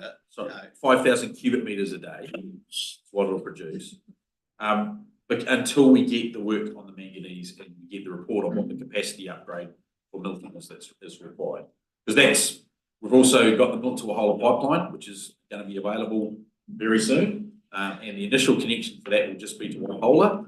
That's actually the full intent is for that to service parts of the North Bruce scheme as well. But we want to make sure we've done that capacity work and looked at that water quality issue before that. So it may come in at less than that, but it might end up with the Milton manganese is an issue. It may well be around that $3 million mark to get that up to scratch and cater for that future growth.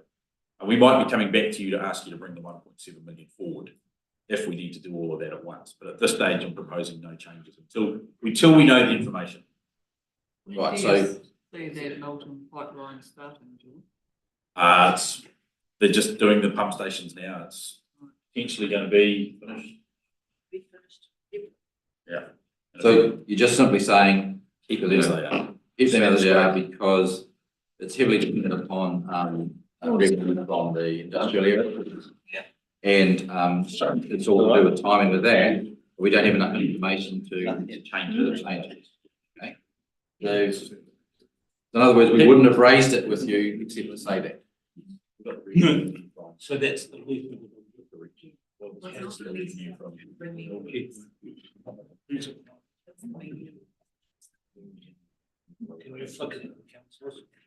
We've got that letter. It's not a letter. It's good. We've got that directive. From, No, who knows? So the other one that, again, we just done a question. I'm sorry. Sorry, Bruce, I'll get my pen and get going. Kenny, and that's my pen. Oh, did I? Oh, that's oh, right. yeah. That's the chances. Not good. Sorry, Bruce, you have a go at it while I. And there's a yellow highlighted Bruce in between the tables. No. No, don't worry about Bruce, hit the high spot. I think the whole Milton, water source for Milton actually needs a look at. The Tuakamurira River, it's small, it has problems treating that. We just missed out on being slapped with a compliance order there the other day because of the water quality issues and the way we treat that water, and it's added just a bit more expense we've had to add to the treatment by taking that wash water away to disposing of that elsewhere. When you look at the manganese, $1.5 million treating that, then the growth that's possibly going to happen around Milton, Melbourne area, industrial as well, the Tuakamurira River is Insufficient. the water source is constrained. It's also relatively poor quality as far as drinking water goes, and I think Greenfield is good.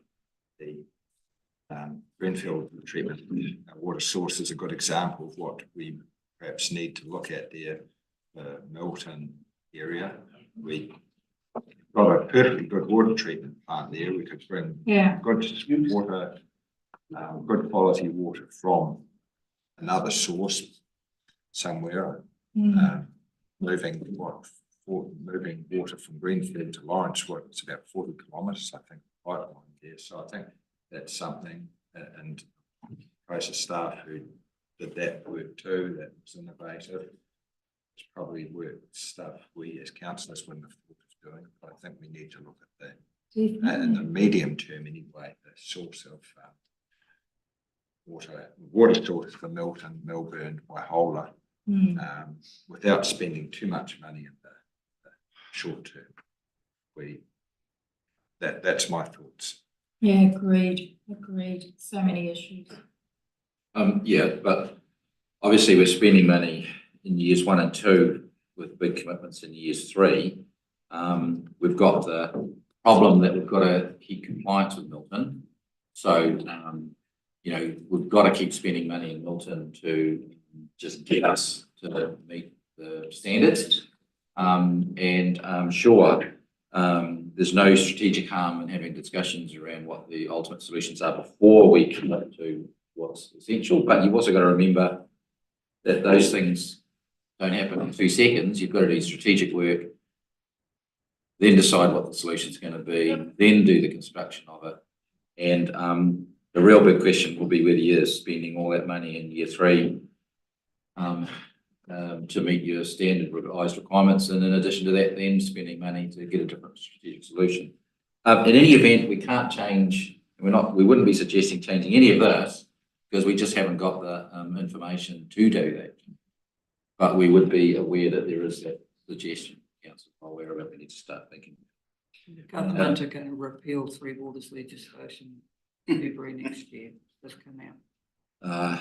Yes, which the statement was that's no different from the previous statement, which is fine.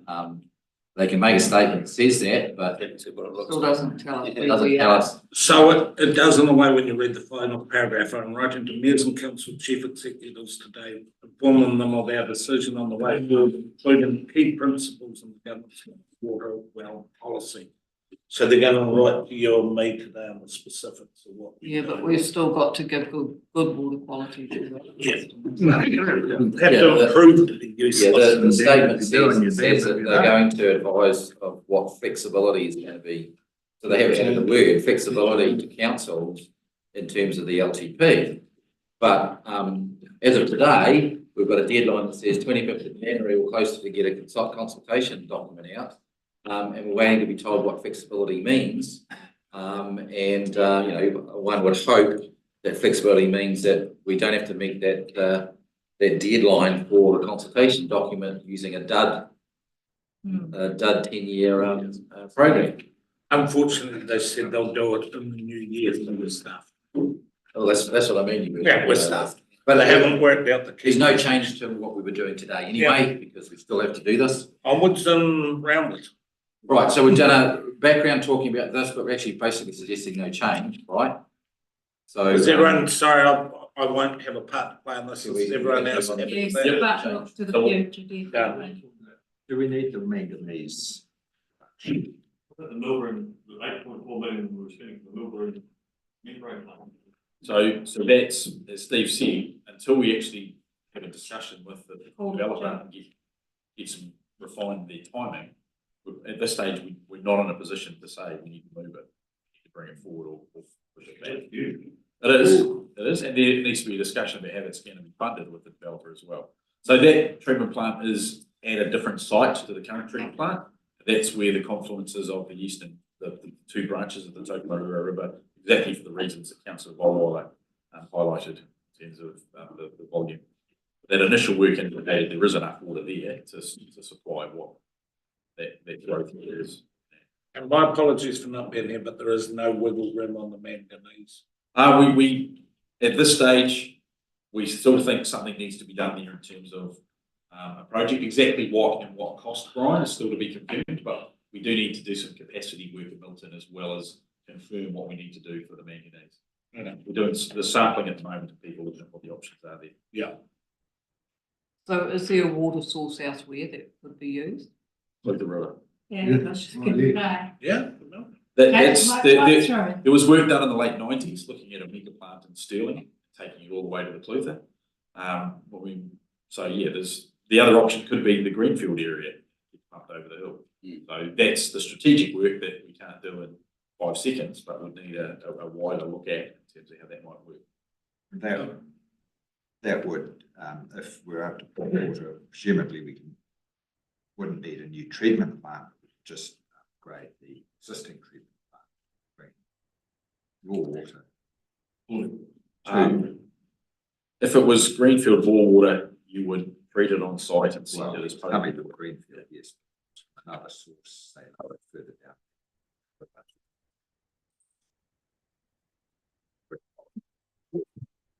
Yep. Could use the existing treatment plant, without having to build a new one, just increase the capacity at that plant. Sort of pump it past Milton to go back to it. So that's part of that strategic assessment of how that might work. But if the problem is if Calder Stewart says they're going to develop the thing next year, right? There's no capacity to do it. So you've got to be, if we're talking about strategic changes that might kick in 5 or 6 years, that puts a stymie on development at Melbourne unless you spend money on these upgraded things. So there's quite a problematic connection for all that. And we're going to be guided by, where Quarter Stewart's going. But again, we're just stuck. That just needs to be in there at the moment because that reflects current situation for the Melbourne development, our council's liability to provide the structures, the infrastructure for that development, and it stays in on that basis. But yes, there's all these other things that have to be. Isn't it funny how in a short space of time we've gone to, can we get the greenfields to go to Lawrence to go to Melbourne? I think that the other difference with the greenfield scheme is that the actual pipe was going relatively close to Lawrence, and it was just a short extra bit that had to go to Lawrence. So there was some synergies there where it's going to Milton. Can we move? Yeah. Yep. So I'm not proposing any changes to the next couple of AC pipe renewals. So the next one, where I just need to double check, but I think the Irvine Street, Waikori Street extension. I thought that was done with local developer job. So that one there, I think can come out altogether. So what line number is it? Line number project 351073, 346,000. You think that's out? I think that's been done. I'm pretty sure that's done. Yeah, that's why I think that can come out. I think it's done. Do you think? I want it to be done. Even if it was before my time as councillor. Been done, leave. Okay, right. So Sharon, you're on that? Done? 346, 241. I think that was in from Thiago's list. So, Jules, just that one below that catchment risk assessment results. Pops up in that operation, 50,000, then it disappears. What's going, can you just explain that? Then there's a 55. 107 slide. Can you explain those ones? Yeah, so what we have to do source water assessments on our water treatment plant, on our water sources. So that's an operational cost. We've done it this year, is it Linda? Well, it won't be protozoa sampling though, it'll be catchment risk assessments.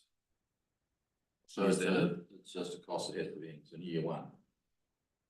Yeah, I think the time, we might need to look at the timing of that because it probably doesn't need to be year one if we've just finished it. So it's that's one that we can look at. So yeah, it reappears every 4 years. So yeah, we could probably take them out if we've done them this year, we can take them in year one. Those future ones have to stay there. question. So it has been done this year? Pretty sure we've had to, haven't we? You have, right, so we can take that out. Just for the record, that was a nod and a yes. Yeah. We think so. So that's But it's not a yes. 351075. 50,826, which is the middle column. The operation you're removing. Lost. It's the line one below the one we just changed, the Lawrence Water Supply one. 1075, right. One line below and it's about. Oh, yeah, right. Yeah, it's about there. No, but it's operational in year one. It's no capital, it's operational. So is Okay, that, what's so next? is that the same for the line down below it as well? Same for the water safety plans. It's not the same for the water and sanitary assessments. It's probably overdue to do that. So sorry, Jules, are you saying the 95,000 in year one operation for water safety plans for next year is not required? I don't think it is. I think it's had to have done. Haven't they been done? Those are done this year, with Nico and Becca, haven't they? Water safety plan. Yeah, so no, that can come out. So that 95. For the record, that was a yes, being done, and it's just, you can't be heard by anybody live streaming. It's okay, we'll just reflect it. So that also gets removed from operation. Then why does it come back? You've got to do it periodically. They've got to be updated. 1 year, 73, another year's 101. Yeah. It's You probably can just see, you can see that done every 4 years, councillor. There's obviously some due, only a few due 1 year and more due the next year. The ones for next year would be done. That's what was done. But that's staying in there. It had to be done because of the new water scheme. Okay, Um, what's next? Proposing no changes to the rest, and the one there that is a big ticket item is about $1.5 million for extending the water supply from Milton to Tokuiti. That is required to service an existing development. Pardon? Which number? Milton Tokuiti Network Water Network 81. Extension. And I know it's pennies, but the one above it, Jules, why didn't you consider? Signboard, why don't we go down to Doug Nesbitt and do 10 real estate size ones for fun? Well, you've still got to have contractors go and put them up and all that sort of thing. I'll do it for you. 50 grand.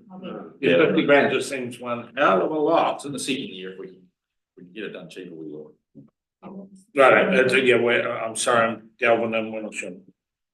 So what was the deal with the Tokuiti? Stays in. Stays in. Like, When to next, Jules? it's just extending the Milton supply. Tokuiti.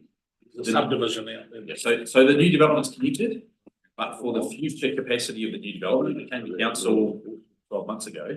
We need to do a ring main that will also connect, Tokuiti to the Milton supply. Right. So that will service the full fire capacity for the Springwell Rise development as well as Tokuiti. Are we over the page or are we doing the bubble? Can I ask a question about that page before we flick over? Why don't we? I see water metering, so that's gonna go right across our whole district in the fourth year, is that right? We're gonna install meters on. Sorry, which one are you looking at? I thought we had metering for existing, for a town at a time, they were further up. Give us a number. There's Milton Township residential water metering starting in fourth year of 190,000. Yeah, well, if you run your eye down that column, there's water metering in basically every township, so. Because we had to do 10% in each town, didn't we? That's been hanging around over our heads for years. So are we actually gonna water meter each house? That's the plan. That's, when we were talking about it before, we identified Benhar and Tapanui as the first two. Yeah. And then we put the others in the budget going further out. Right. Are we required to do that? No, but this was the expectation of where everything was heading. But it's a decision for council to make through the process, and you can wait and see how Tapanui goes and decide if you want to do the others. So But that's not till what, year 4, right? Yeah. Yeah. It does, if we take them out, it does make the loan figures look. Yeah. No,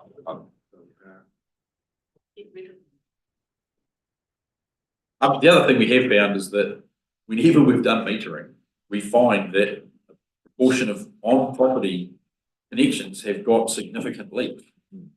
So there can be a decision. You can get extra revenue, it does help you find leaks, and it does make people a lot more careful with your water, but it's a decision for council to make about whether you want to move towards that. Last time, the only commitment was Benhar and Tapanui. There's a discussion to be had about whether you want to progressively move to that around other townships. Well, while we're on that page then, my question just a bit further above, we've got Lawrence Water Treatment Plant Renewals Program. There's 1, 2, and 3, and also this large percent in year 2. That should be coming out. They can come out. So that's 1016. Yeah. It's 18. 33. So that comes out across the whole lot. Yeah, the treatment plant should be coming out because it's part of Greenfield. Yeah. So can we please keep it, guys, because I'm absolute stuff now, we are, Bruce. 35106. We're there. Halfway through page.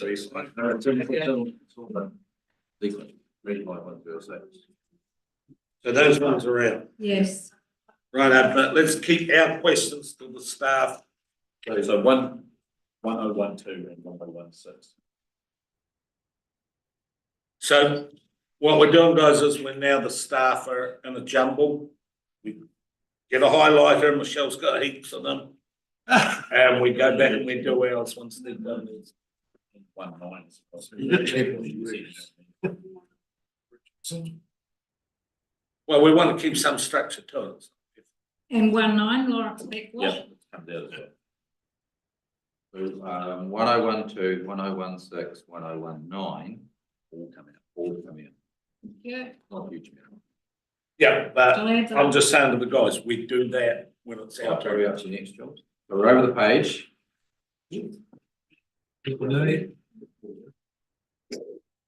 What time is it? It's up to you. If you like. Just getting on the list. Oh, so this page starts at D5202. I know we. So there's nothing there. Yeah. The one that is a big red flag. Guys, You filter all the bridge. Look, quoting it to intake renewal. 352012. And this is currently not proposing a change to the budget, we're just flagging that we need to do some strategic work. There's a total of 2.6 million in combined over year 2 and year 3. And we've identified we need to do some strategic work before we spend that much money on an intake. And look at that wider, do we need to would it be better to increase Stirling's capacity or a pipe to Kaitangata? This has come back to council before when the contract for that intake was $1 million over budget. We said, no, we need to actually look at what the right way is to do that. So we're not proposing to change it because there will need to be money spent, but it's whether it's a pipeline to Stirling and we upgrade the Stirling plant or whatever. It just didn't make sense to spend a third of the cost of a new water treatment plant on just an intake.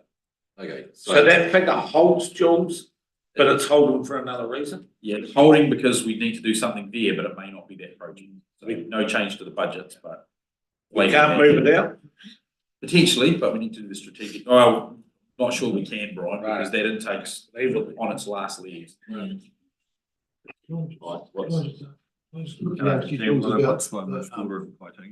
Three lots in year 2, 511,000 required Tapanui Milton backwash treatments. Yep, we need to do something, we just don't know what. So there's the investigation work next year and then the Milton we've looked at repeatedly. And the backwashes are driven by consents? Or consents and operational costs. So what about the other plants that? Some of them don't have backwash consents, some of them will be disappearing. Like Backleaf discharges to the sewer, for example, because the plant's in town, whereas the others are out of the town. So we've been looking at options for these for a while and they've been quite difficult. We still need to deal with them. One of them is from a consent perspective. Tapanui, I think, expires towards the end of next 2024. We don't think you've got an option to move. No. What's next? What's next? So not proposing any major changes to most of the rural stuff, other than once we get the Pururua plant, sort of need to look at it overall. And so that taste and odour removal upgrade. What's the number? It is quite a way down. It's 1361124, and it's $250,000 next year. You've got it. We have had problems out there though. What's the suggestion? So the reason I'm referring to that is if you look at 362014, there is a $6 million budget for a new water treatment plant. So until we make a decision on a new water treatment plant, we shouldn't be doing an upgrade on taste and odour, because if we're going to do the new water treatment plant, you would deal with that all at the same time. So that's a new project that's been added because of the issues we've been having with the Pururua plant. Where's that? Next page. Split over 2 years. So you're saying, Jules, the 250,000 Pururua goes out? I think you've done it in the wrong sequence. Right. Because Talk about a new plant. the biggest issue is the plant. Yep. And then we can say whether therefore we need to do this, right? So It's just a good point. I know about it. So the bigger issue, which we makes sense to jump to. So we hold on the 250. Yeah, we want to make, we're rating it, we'll deal with it. If we go over the page to the Pururua one, which is 362014, which is $5.7 million over 2 years, right? Can everyone see that? Page 3, 5th line. That's $6 million. Oh, yes, I didn't add up. But yes. Can everyone see it on page 3, 6th line? Done. Right. So this is a big one. Jules, if you could just explain what your thinking is on this. So there's some strategic issues with this plant, and we'll see how we go with. We're spending 300K on additional capacity at the moment. So if that gets us over the line and that is compliant, hopefully that gives us breathing room to actually do that strategic work and push this out into year two, which there will be work required, whether it's a renewal at that site or somewhere else, and move the taste and odour out to year three as well as that 6 million, pending that strategic work. So we push it forward, we don't, and that is a risk because if our current, what we're doing right now, doesn't get up to scratch, we might have to spend a little bit more next year. But I just think it's really unlikely we're going to be able to we're going to build a plant and spend $3 million in 6 months' time. That's discussing it with the scheme committee. It's about, should we be doing it in the same current place? Because that, so exactly like Milton, that source has got taste and odour issues every summer. Are we better to look at the Clutha River, upgrade the Whiteley Road treatment plant, and then put it into the Richardson South scheme from the Richardson North scheme? So George, Well, we can't like it because this is a rural scheme that supplies farmers and it doesn't. this is Kaka Point. It supplies country. So we have had a wee bit of jippo from Kaka Point, in fairness to them, they've had ongoing. But, and there is, but here's a solution. We can either keep taking it out the Pura, and for those that don't know, it's a dirty wee ditch. Or we can start looking at going to the Clutha. What would I know about it, but going to the Clutha instead of taking it out of a dirty wee ditch might not be that bad an idea. So just to confirm, this is a rural water supply, not just current. Richardson's a big one. There's a So lot of it. what are you suggesting, John? I'm proposing that we push all of the renewal, the new water treatment plant budget and the taste and odour removal into year three. Not 6 million, but you've split it. You wouldn't do it all in 1 year. No, you'd push the start of it to year three and you push the 250 out. So you've still got in 2 years, you wouldn't stretch it? By that stage, we should be able to do it. Right, in 2 years. So everyone's realising what we're doing with fifth line down on page 3, where year 1 and 2 now becomes year 3 and 4. And that will also affect the 250,000 per on the smell. Does anyone have a counter proposal? Yeah. And so just for Sharon's purposes, so was that one and going back the page was the 250, which was in line 361165. Is that right, Jules? Oh, no, it's 1124. Sorry, 1124. Yeah, so the Pura water treatment plant taste and odour 250 was to be shifted to year 4, is that correct, or removed? Removed.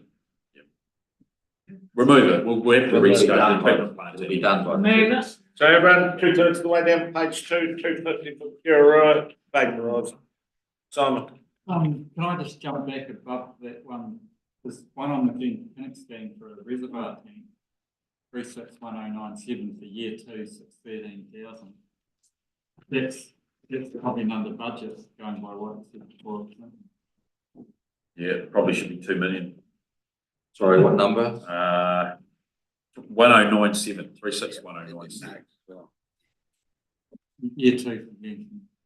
Yeah, probably needs to go to 2 million, Sharon. That's actually needed. I think it was 1. Sorry. 361. Yeah, I got that. 613 is probably a gazillion, is it? That's 2 million. 2 million. And are we still going to do it in year 2? Yep. It's got to be, it's not even started. Well spotted. Sharon, did you pick that up? Are you going to keep splitting 2 million, Philip? No. That's fair. Okay, what's next? Reality.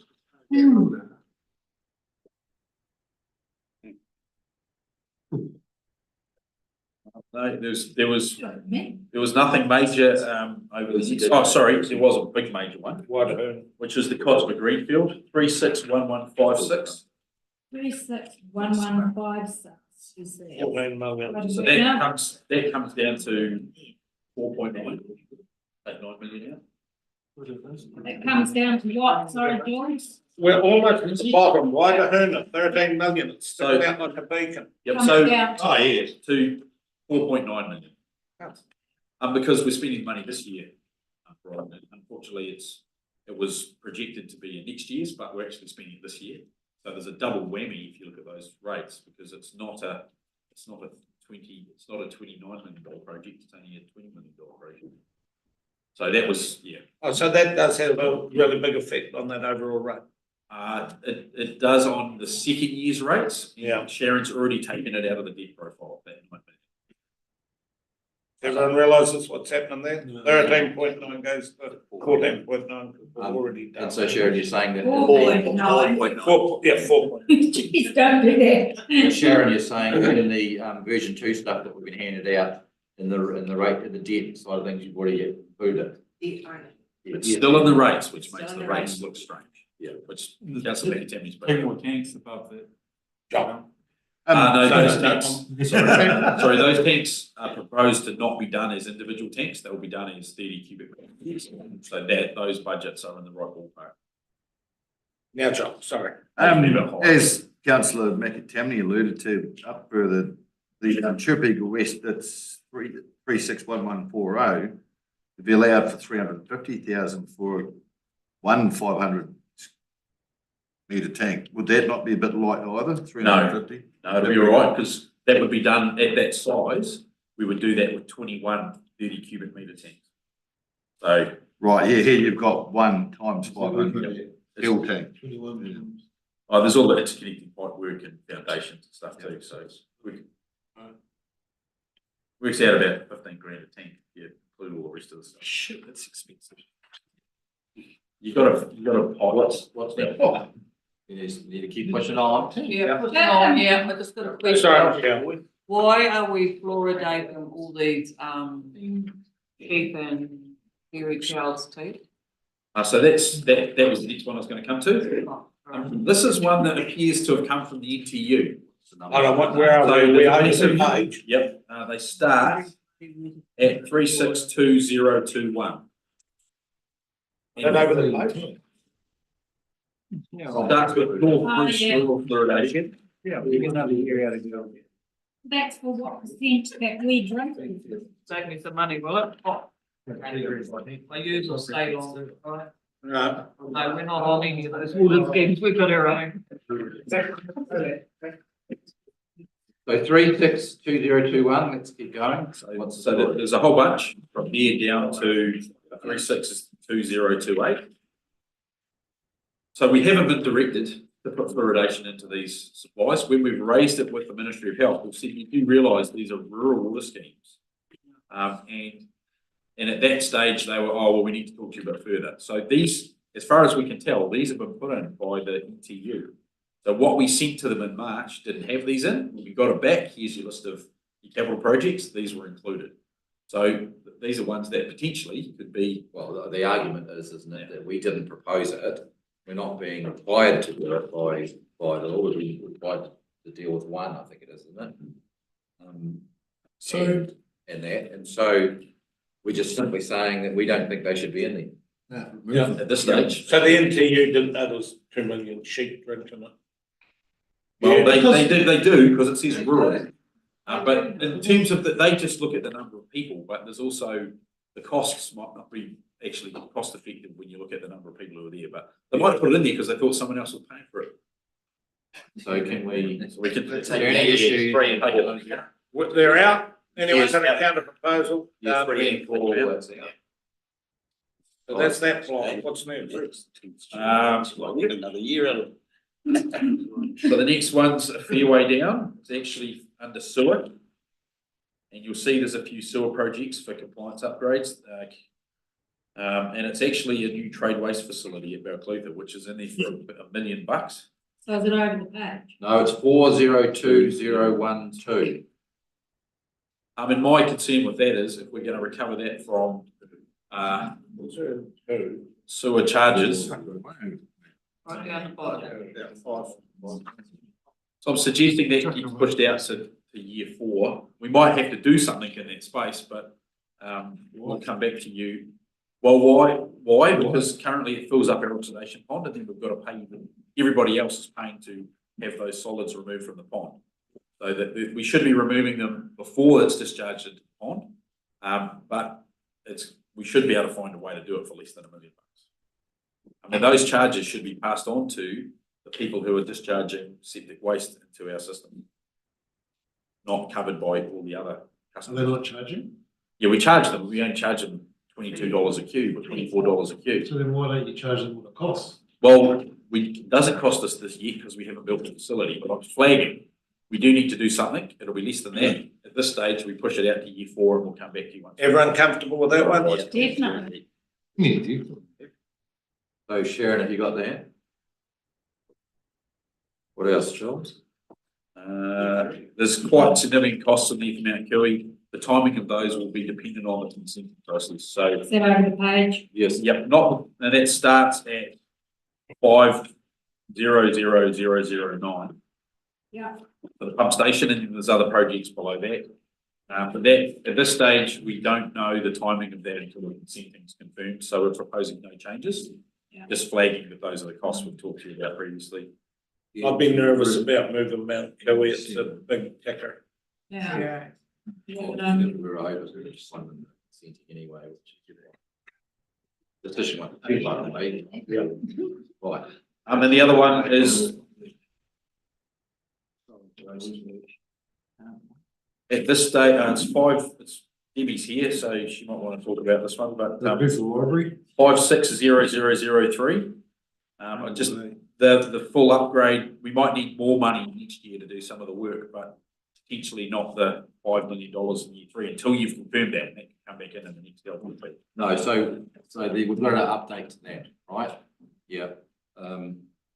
Very shortly, you've got the figures. I mean, I've got the figures, but have your time in the sun, Debbie, but just explain the problem we've got. Oh, problem just so proposal. Debbie, it's not a sun, it's a Bunsen burner. And just, we're live streaming. Through you, your worship.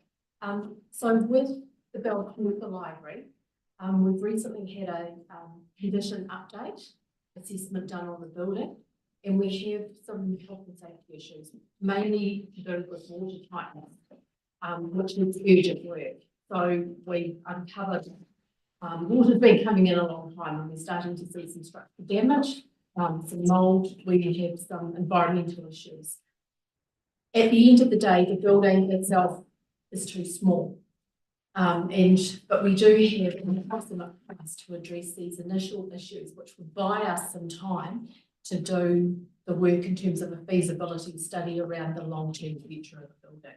So the proposal is that the capital money that's in there gets pushed out, with some of it being brought forward to next year, essentially, to get this urgent work done on the building, because it's currently not watertight. Can you quantify that, because year 1 was our Yeah, scorching. yeah, I know it is. I know it is, but we think we're likely to need around 5,000. And it's only 2 pieces of work essentially. It's making the building watertight because the roof isn't, and neither are some of the walls. We've got work that needs to be done on the plant. We've got water coming in. And we also have major ventilation issues, which are being exacerbated, I suppose, by the water. And the two of them need to be done to make this place safe. This doesn't address the spatial needs, accessibility needs, or the seismic issues of the building. So it all has to be looked at as a big picture. But what we're proposing is to keep the place operational for probably the next 5 or 6 years. While we do the preparatory work, we can still continue to deliver services. And during that time, we look at the long-term future, which would come back in a further LTP. Debbie, yeah, scorching 1 year. I'm looking on that house of ours, stripping the whole roof out, whole new foam, somewhere around 50,000. You're looking at doing the same, somewhere around 500,000. For the water tightness, we've had some estimation costs through this condition report, and that sits around 300,000, excluding GST. Do we have another building in I was just going to say to move to. that we could actually move out of that building? You know, well, that's another Yeah. to look at. Because once we start spending money, we spend the money. We're burning good money out the bag. But we can't make that decision today, and so it's limited. Oh, no, well, so we have got, I mean, we're bringing forward you the information that we've just received, right? Yeah. The issue the issue is health and safety. The wording of the report says, don't touch the walls. Because if you penetrate the walls in any way, then you're going to have a mold problem which might need to vacate the building completely, right? It says you can do certain works to fix it, and you can still use the building rather than vacate it if you do these works, including the roof replacement, the weather tightness and all these things. And we very much were looking at why would we spend any money if we were looking at replacing it. But the problem is with the information we now have, effectively, if you want to continue to work in the building, you've got to actually do these urgent works. If you want to vacate it and go somewhere else, of course you don't do any works in that, but then you've got to find another location to set up your library. So this isn't something, like we were doing this essential work to be able to find what's going on. None of us want to spend money if we're going to find a new one at some point. But we're not talking about that. We're talking about, there are other buildings and other areas of the country where staff have walked out, because of the health and safety aspect. And so what we've looked at is what's the minimum necessary and should we be spending money? And we think that you can spend the money to make it habitable and workable, and that will allow us to stay in it for longer and also put off decisions on replacements until sometime later in that plan. So that's the situation. It's new stuff that we've received, and no, we haven't got quotes, but it was within the assessment report, and we just added on to the 285,000 the mold stuff and the other stuff that's necessary, and thought, well, that's probably what we're going to be talking about. Okay, no. Yeah, thank you. Yeah, library. Now, those of us, second term, so those on the last term will remember John Scott here at council. And I always remember his parting words were, the library about the community hub as a solution to sort that problem out, the library. Because I said, well, I asked John, he came down through the I said, what did you mean by it? It was quite a cryptic message. And it was about that the library would need a renewal, and why couldn't it be part of community hub? We did the homework, councillor. Yeah, it's not efficient use of floor space for what you need in the library. That's prime tenantable area that you don't waste, and it's not negative to the library, Debbie, because we did the homework. We did a feasibility study, and unfortunately, it's just two birds, one stone. No, it's not. It's not correct. You don't put floor space for books and other public space into tenantable areas that you're charging a premium for. It doesn't work, and it didn't work in terms of the area that was available either. So I'm sorry, but we did the homework because it was a valid question. We did it early on, and unfortunately, the comment that was made by that staff member is incorrect. Can I ask, what's the cost of the Milton Library?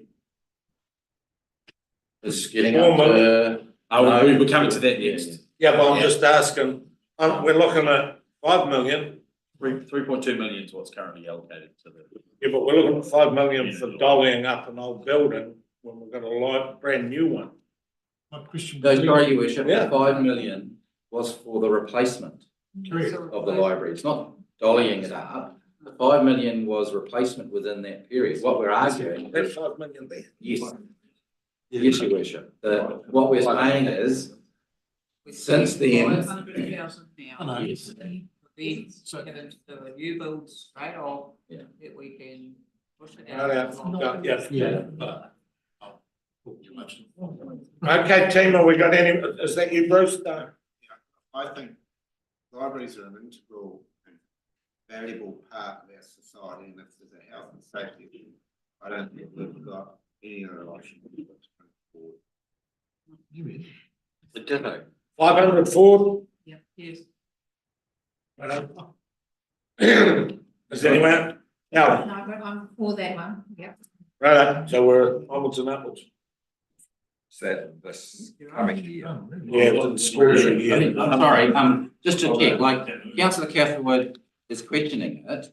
The point I'm trying to make is, if I do not make those changes to that building, there is a likelihood between, tomorrow and the next 18 months, staff walk out of that building from a health and safety perspective, and we have to find, new library options, right? So They've been called.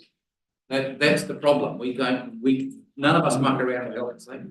Yeah. Can I ask then, does that obviate the need for the 100-odd thousand in each following 2 years? 3,000, 5.3 million. I would argue, yes. It still requires, some money, I think it was 30,000 or something, for feasibility study. That work still needs to be done for long term.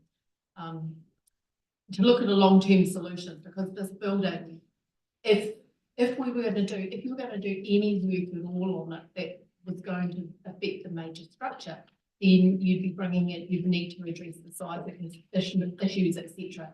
We're not proposing to do that at the moment. We're just trying to make it watertight and provide a breathable environment that is safe for our staff and our customers. And remember too that the Belcruitha Library, at the moment, is getting 1,000 people a week through it. So it's a very heavily used building. Could I please, sometime in the very early new year, I want councillors to go and do a wander through. I want to have a look at this mould and compare it with. You can't see it because it's what we will do is Then how do we report? we will provide you the assessment report. It's not a secret, just that we've just received it. And the mould is in between the walls, isn't it? Yes. Yeah. I mean, when you read the report, Yeah. I was worried that there'd be some statements in there that says you need to move the staff out and your customers tomorrow. It doesn't say that. It does say you would have to be very careful not to penetrate the walls at any time, because there's ventilation issues and the mold issues, right? So for me to keep faith with my staff in saying you have a safe work environment, we really have to be getting on to and making that. So everyone knows in 9 minutes, I've got to go and do a video, so we will be holding tight till 1 o'clock. I would really like to get through this page in a bit. So we would be saying, year 3, 30,000, but the 2 100s in year 2 and 3 would be removed. So the feasibility study is in year 3, just as a starter. And the 2635 and the 2680, which are currently in years 4 and 5, what do we say, 7 and 8? I think feasibility needs to be a bit slower. Good to do. Yeah, to actually Yeah. know what. Well, let's just say 500,000 covers everything, right? So In year 1. in year 1, nothing in 2, 3, 4, 5. What are we saying, 7 and 8? 7 and 8 for the thing. So we're shifting the 5 million across to years 7 and 8. Everyone knows what we're doing? The outside. Yeah. Right. Let's go. And Debbie, we also identified, didn't we, that we understood that the van for outreach services 560025. It's a higher level of service, which is not appropriate in the current. So that's to be. We're working in, so we're taking that out. So that's 2.5 you. van for outreach. Thank you. Thanks. Now, what else do we have? But other things, Jules? So just in the middle of that is 560019, which is the community pool facility library component, and 570010, 107, it's just a bit below that. And so the first one I mentioned is a $3.2 million budget. The bottom one is a $13.5 million budget. We're just flagging at this stage, we think that budget is not going to be sufficient for the project. What numbers, sorry, Jill? It's the swimming pool at the community pool library in Milton. Sticking out like a beacon. And the other issue will be while we're still working through whether we have to go out, whether we actually have to do a design and go to tender, the chances of starting construction next year might be marginal as well. But the suggestion was that we should just be highlighting in the LTP and the consultation material that we think this subject is going to need to be a special consultative procedure sometime through the year when we get a better understanding of the actual total price. So like we can just say where we think things are going. It opens the door to a whole lot of different bits and pieces, sure. We actually don't think we can change suggesting a change in this LTP document for it, because then you're opening the door to this whole, are you doing it or you're not, without the information that we had previously, you know, like it was a major consultation question from Milton before, right? I think the only thing we can do here, given the risks and the knowledge we're talking about, is highlight in this document that we need to be, seriously identifying the costs, making sure we know what it is. We don't know if the government's going to come through with money, you know, with the PGF equivalent funding, like it was with the things. 1.9. But a special consultative procedure that we're highlighting now in the year will give us the time to go back to the community, you know, with whatever it is determined as a consequence. And so what we're basically saying is, again, we don't think we can change, we're suggesting to change it. We highlight there needs to be a consultation procedure and it picks up those issues, right? So, two things. Firstly, I have been asking around MPs, slam dunk on swimming pool, focus on riverbanks and dams for that 1.2 billion. We'll keep moving, but I'm not overly encouraged by the hope of that. Secondly, the timeframe is, in my mind, is going to be triggered by when the community fundraising is in a position. I'll check with the Milton ones. Are you saying that their position is aligning with us to hit the button in 1 year's time? Because it'll be a revelation to me.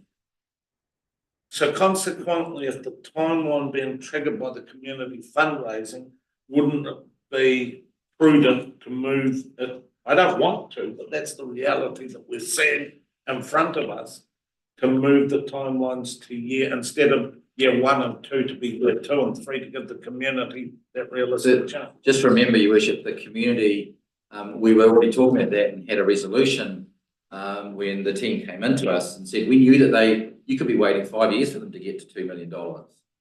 And so the resolution was to allow us to proceed with the work, knowing that, you know, it wasn't going to be held up by them trying to get 2 million, that we would be doing the homework to get to the next stage. So we weren't stopping yet. The next stage was the costings, right? And then you would make a call as to whether you hold it up for 3 years for them to get another 2 mil, or you just proceed because it was only a minor portion, right? So we still got that. That's the resolution. That's still happening, and that. And so, you know, you are yet to make a decision.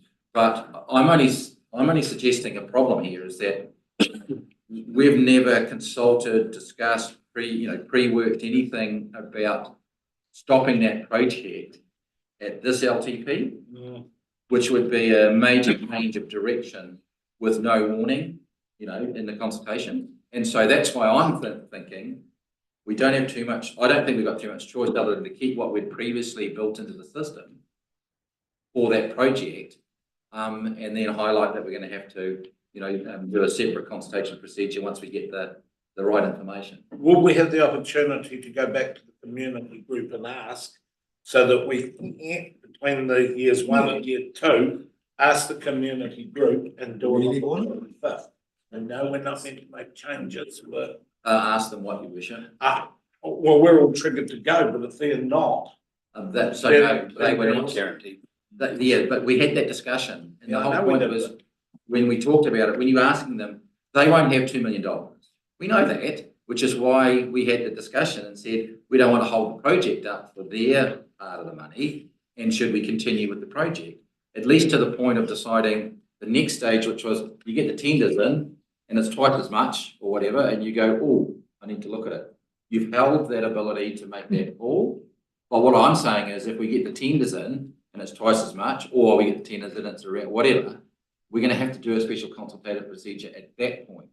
We're still stuck with what do you throw into the LTP, and currently, until or unless you change direction, that's what the LTP reflects. Right, Do you hear what I'm saying? Yeah. Well, yeah. I've got one question though, by leaving it in, it means we're rating for it, which means if it's not ready to go and we're not ready to spend that money, we've rated. And here we are pretty much saying we're not going to be ready to go, and yet we're going to leave it in a later. And the same as the community hub, it then leaves the trust at the spiky end, and if they for some reason can't, personal liability again. Yeah, I just, that's my concern about not anything to leave it there for those dollar amounts. So we can get some clarity around the year one spend. That's valid. And so I'll just wait for the team to, things have, so the suggestion is. Can I also be rude? It's 1 o'clock and I'm just going to come in and shoot. Well, you need to do your thing. We have lunch. Yeah, that's what I'm saying, but I've got 3 more people now lining up. Just to confirm, we don't wait for it until the year after. So we'll know if we've spent money in year 1 before we start rating it in 2. It does have a debt related question. Yeah. Debt impacts. So a little bit of clarification, I guess, as to how much we need to leave in that year. How much we think we're going to spend. So through you, your worship, answer one of the questions, the community group are hoping to go to the Libraries Commission in July for a substantial amount of funding, which would be at least 50% what they're required to get, potentially more.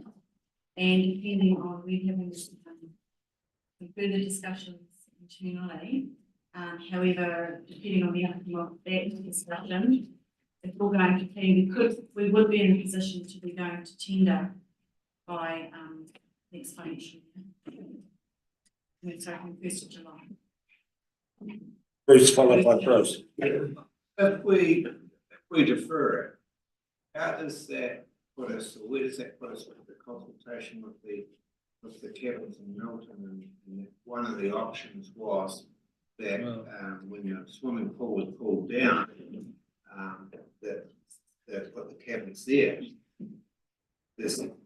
And we end up deferring it for a year or 2 years or something like that. Are we going to get it backlash, or where does that put us with that? It would only just mean that you can say here's a decision. The decision is to do this. You don't actually have to implement the decision until you're capable of implementing it. So that's just a slightly different timing side of it.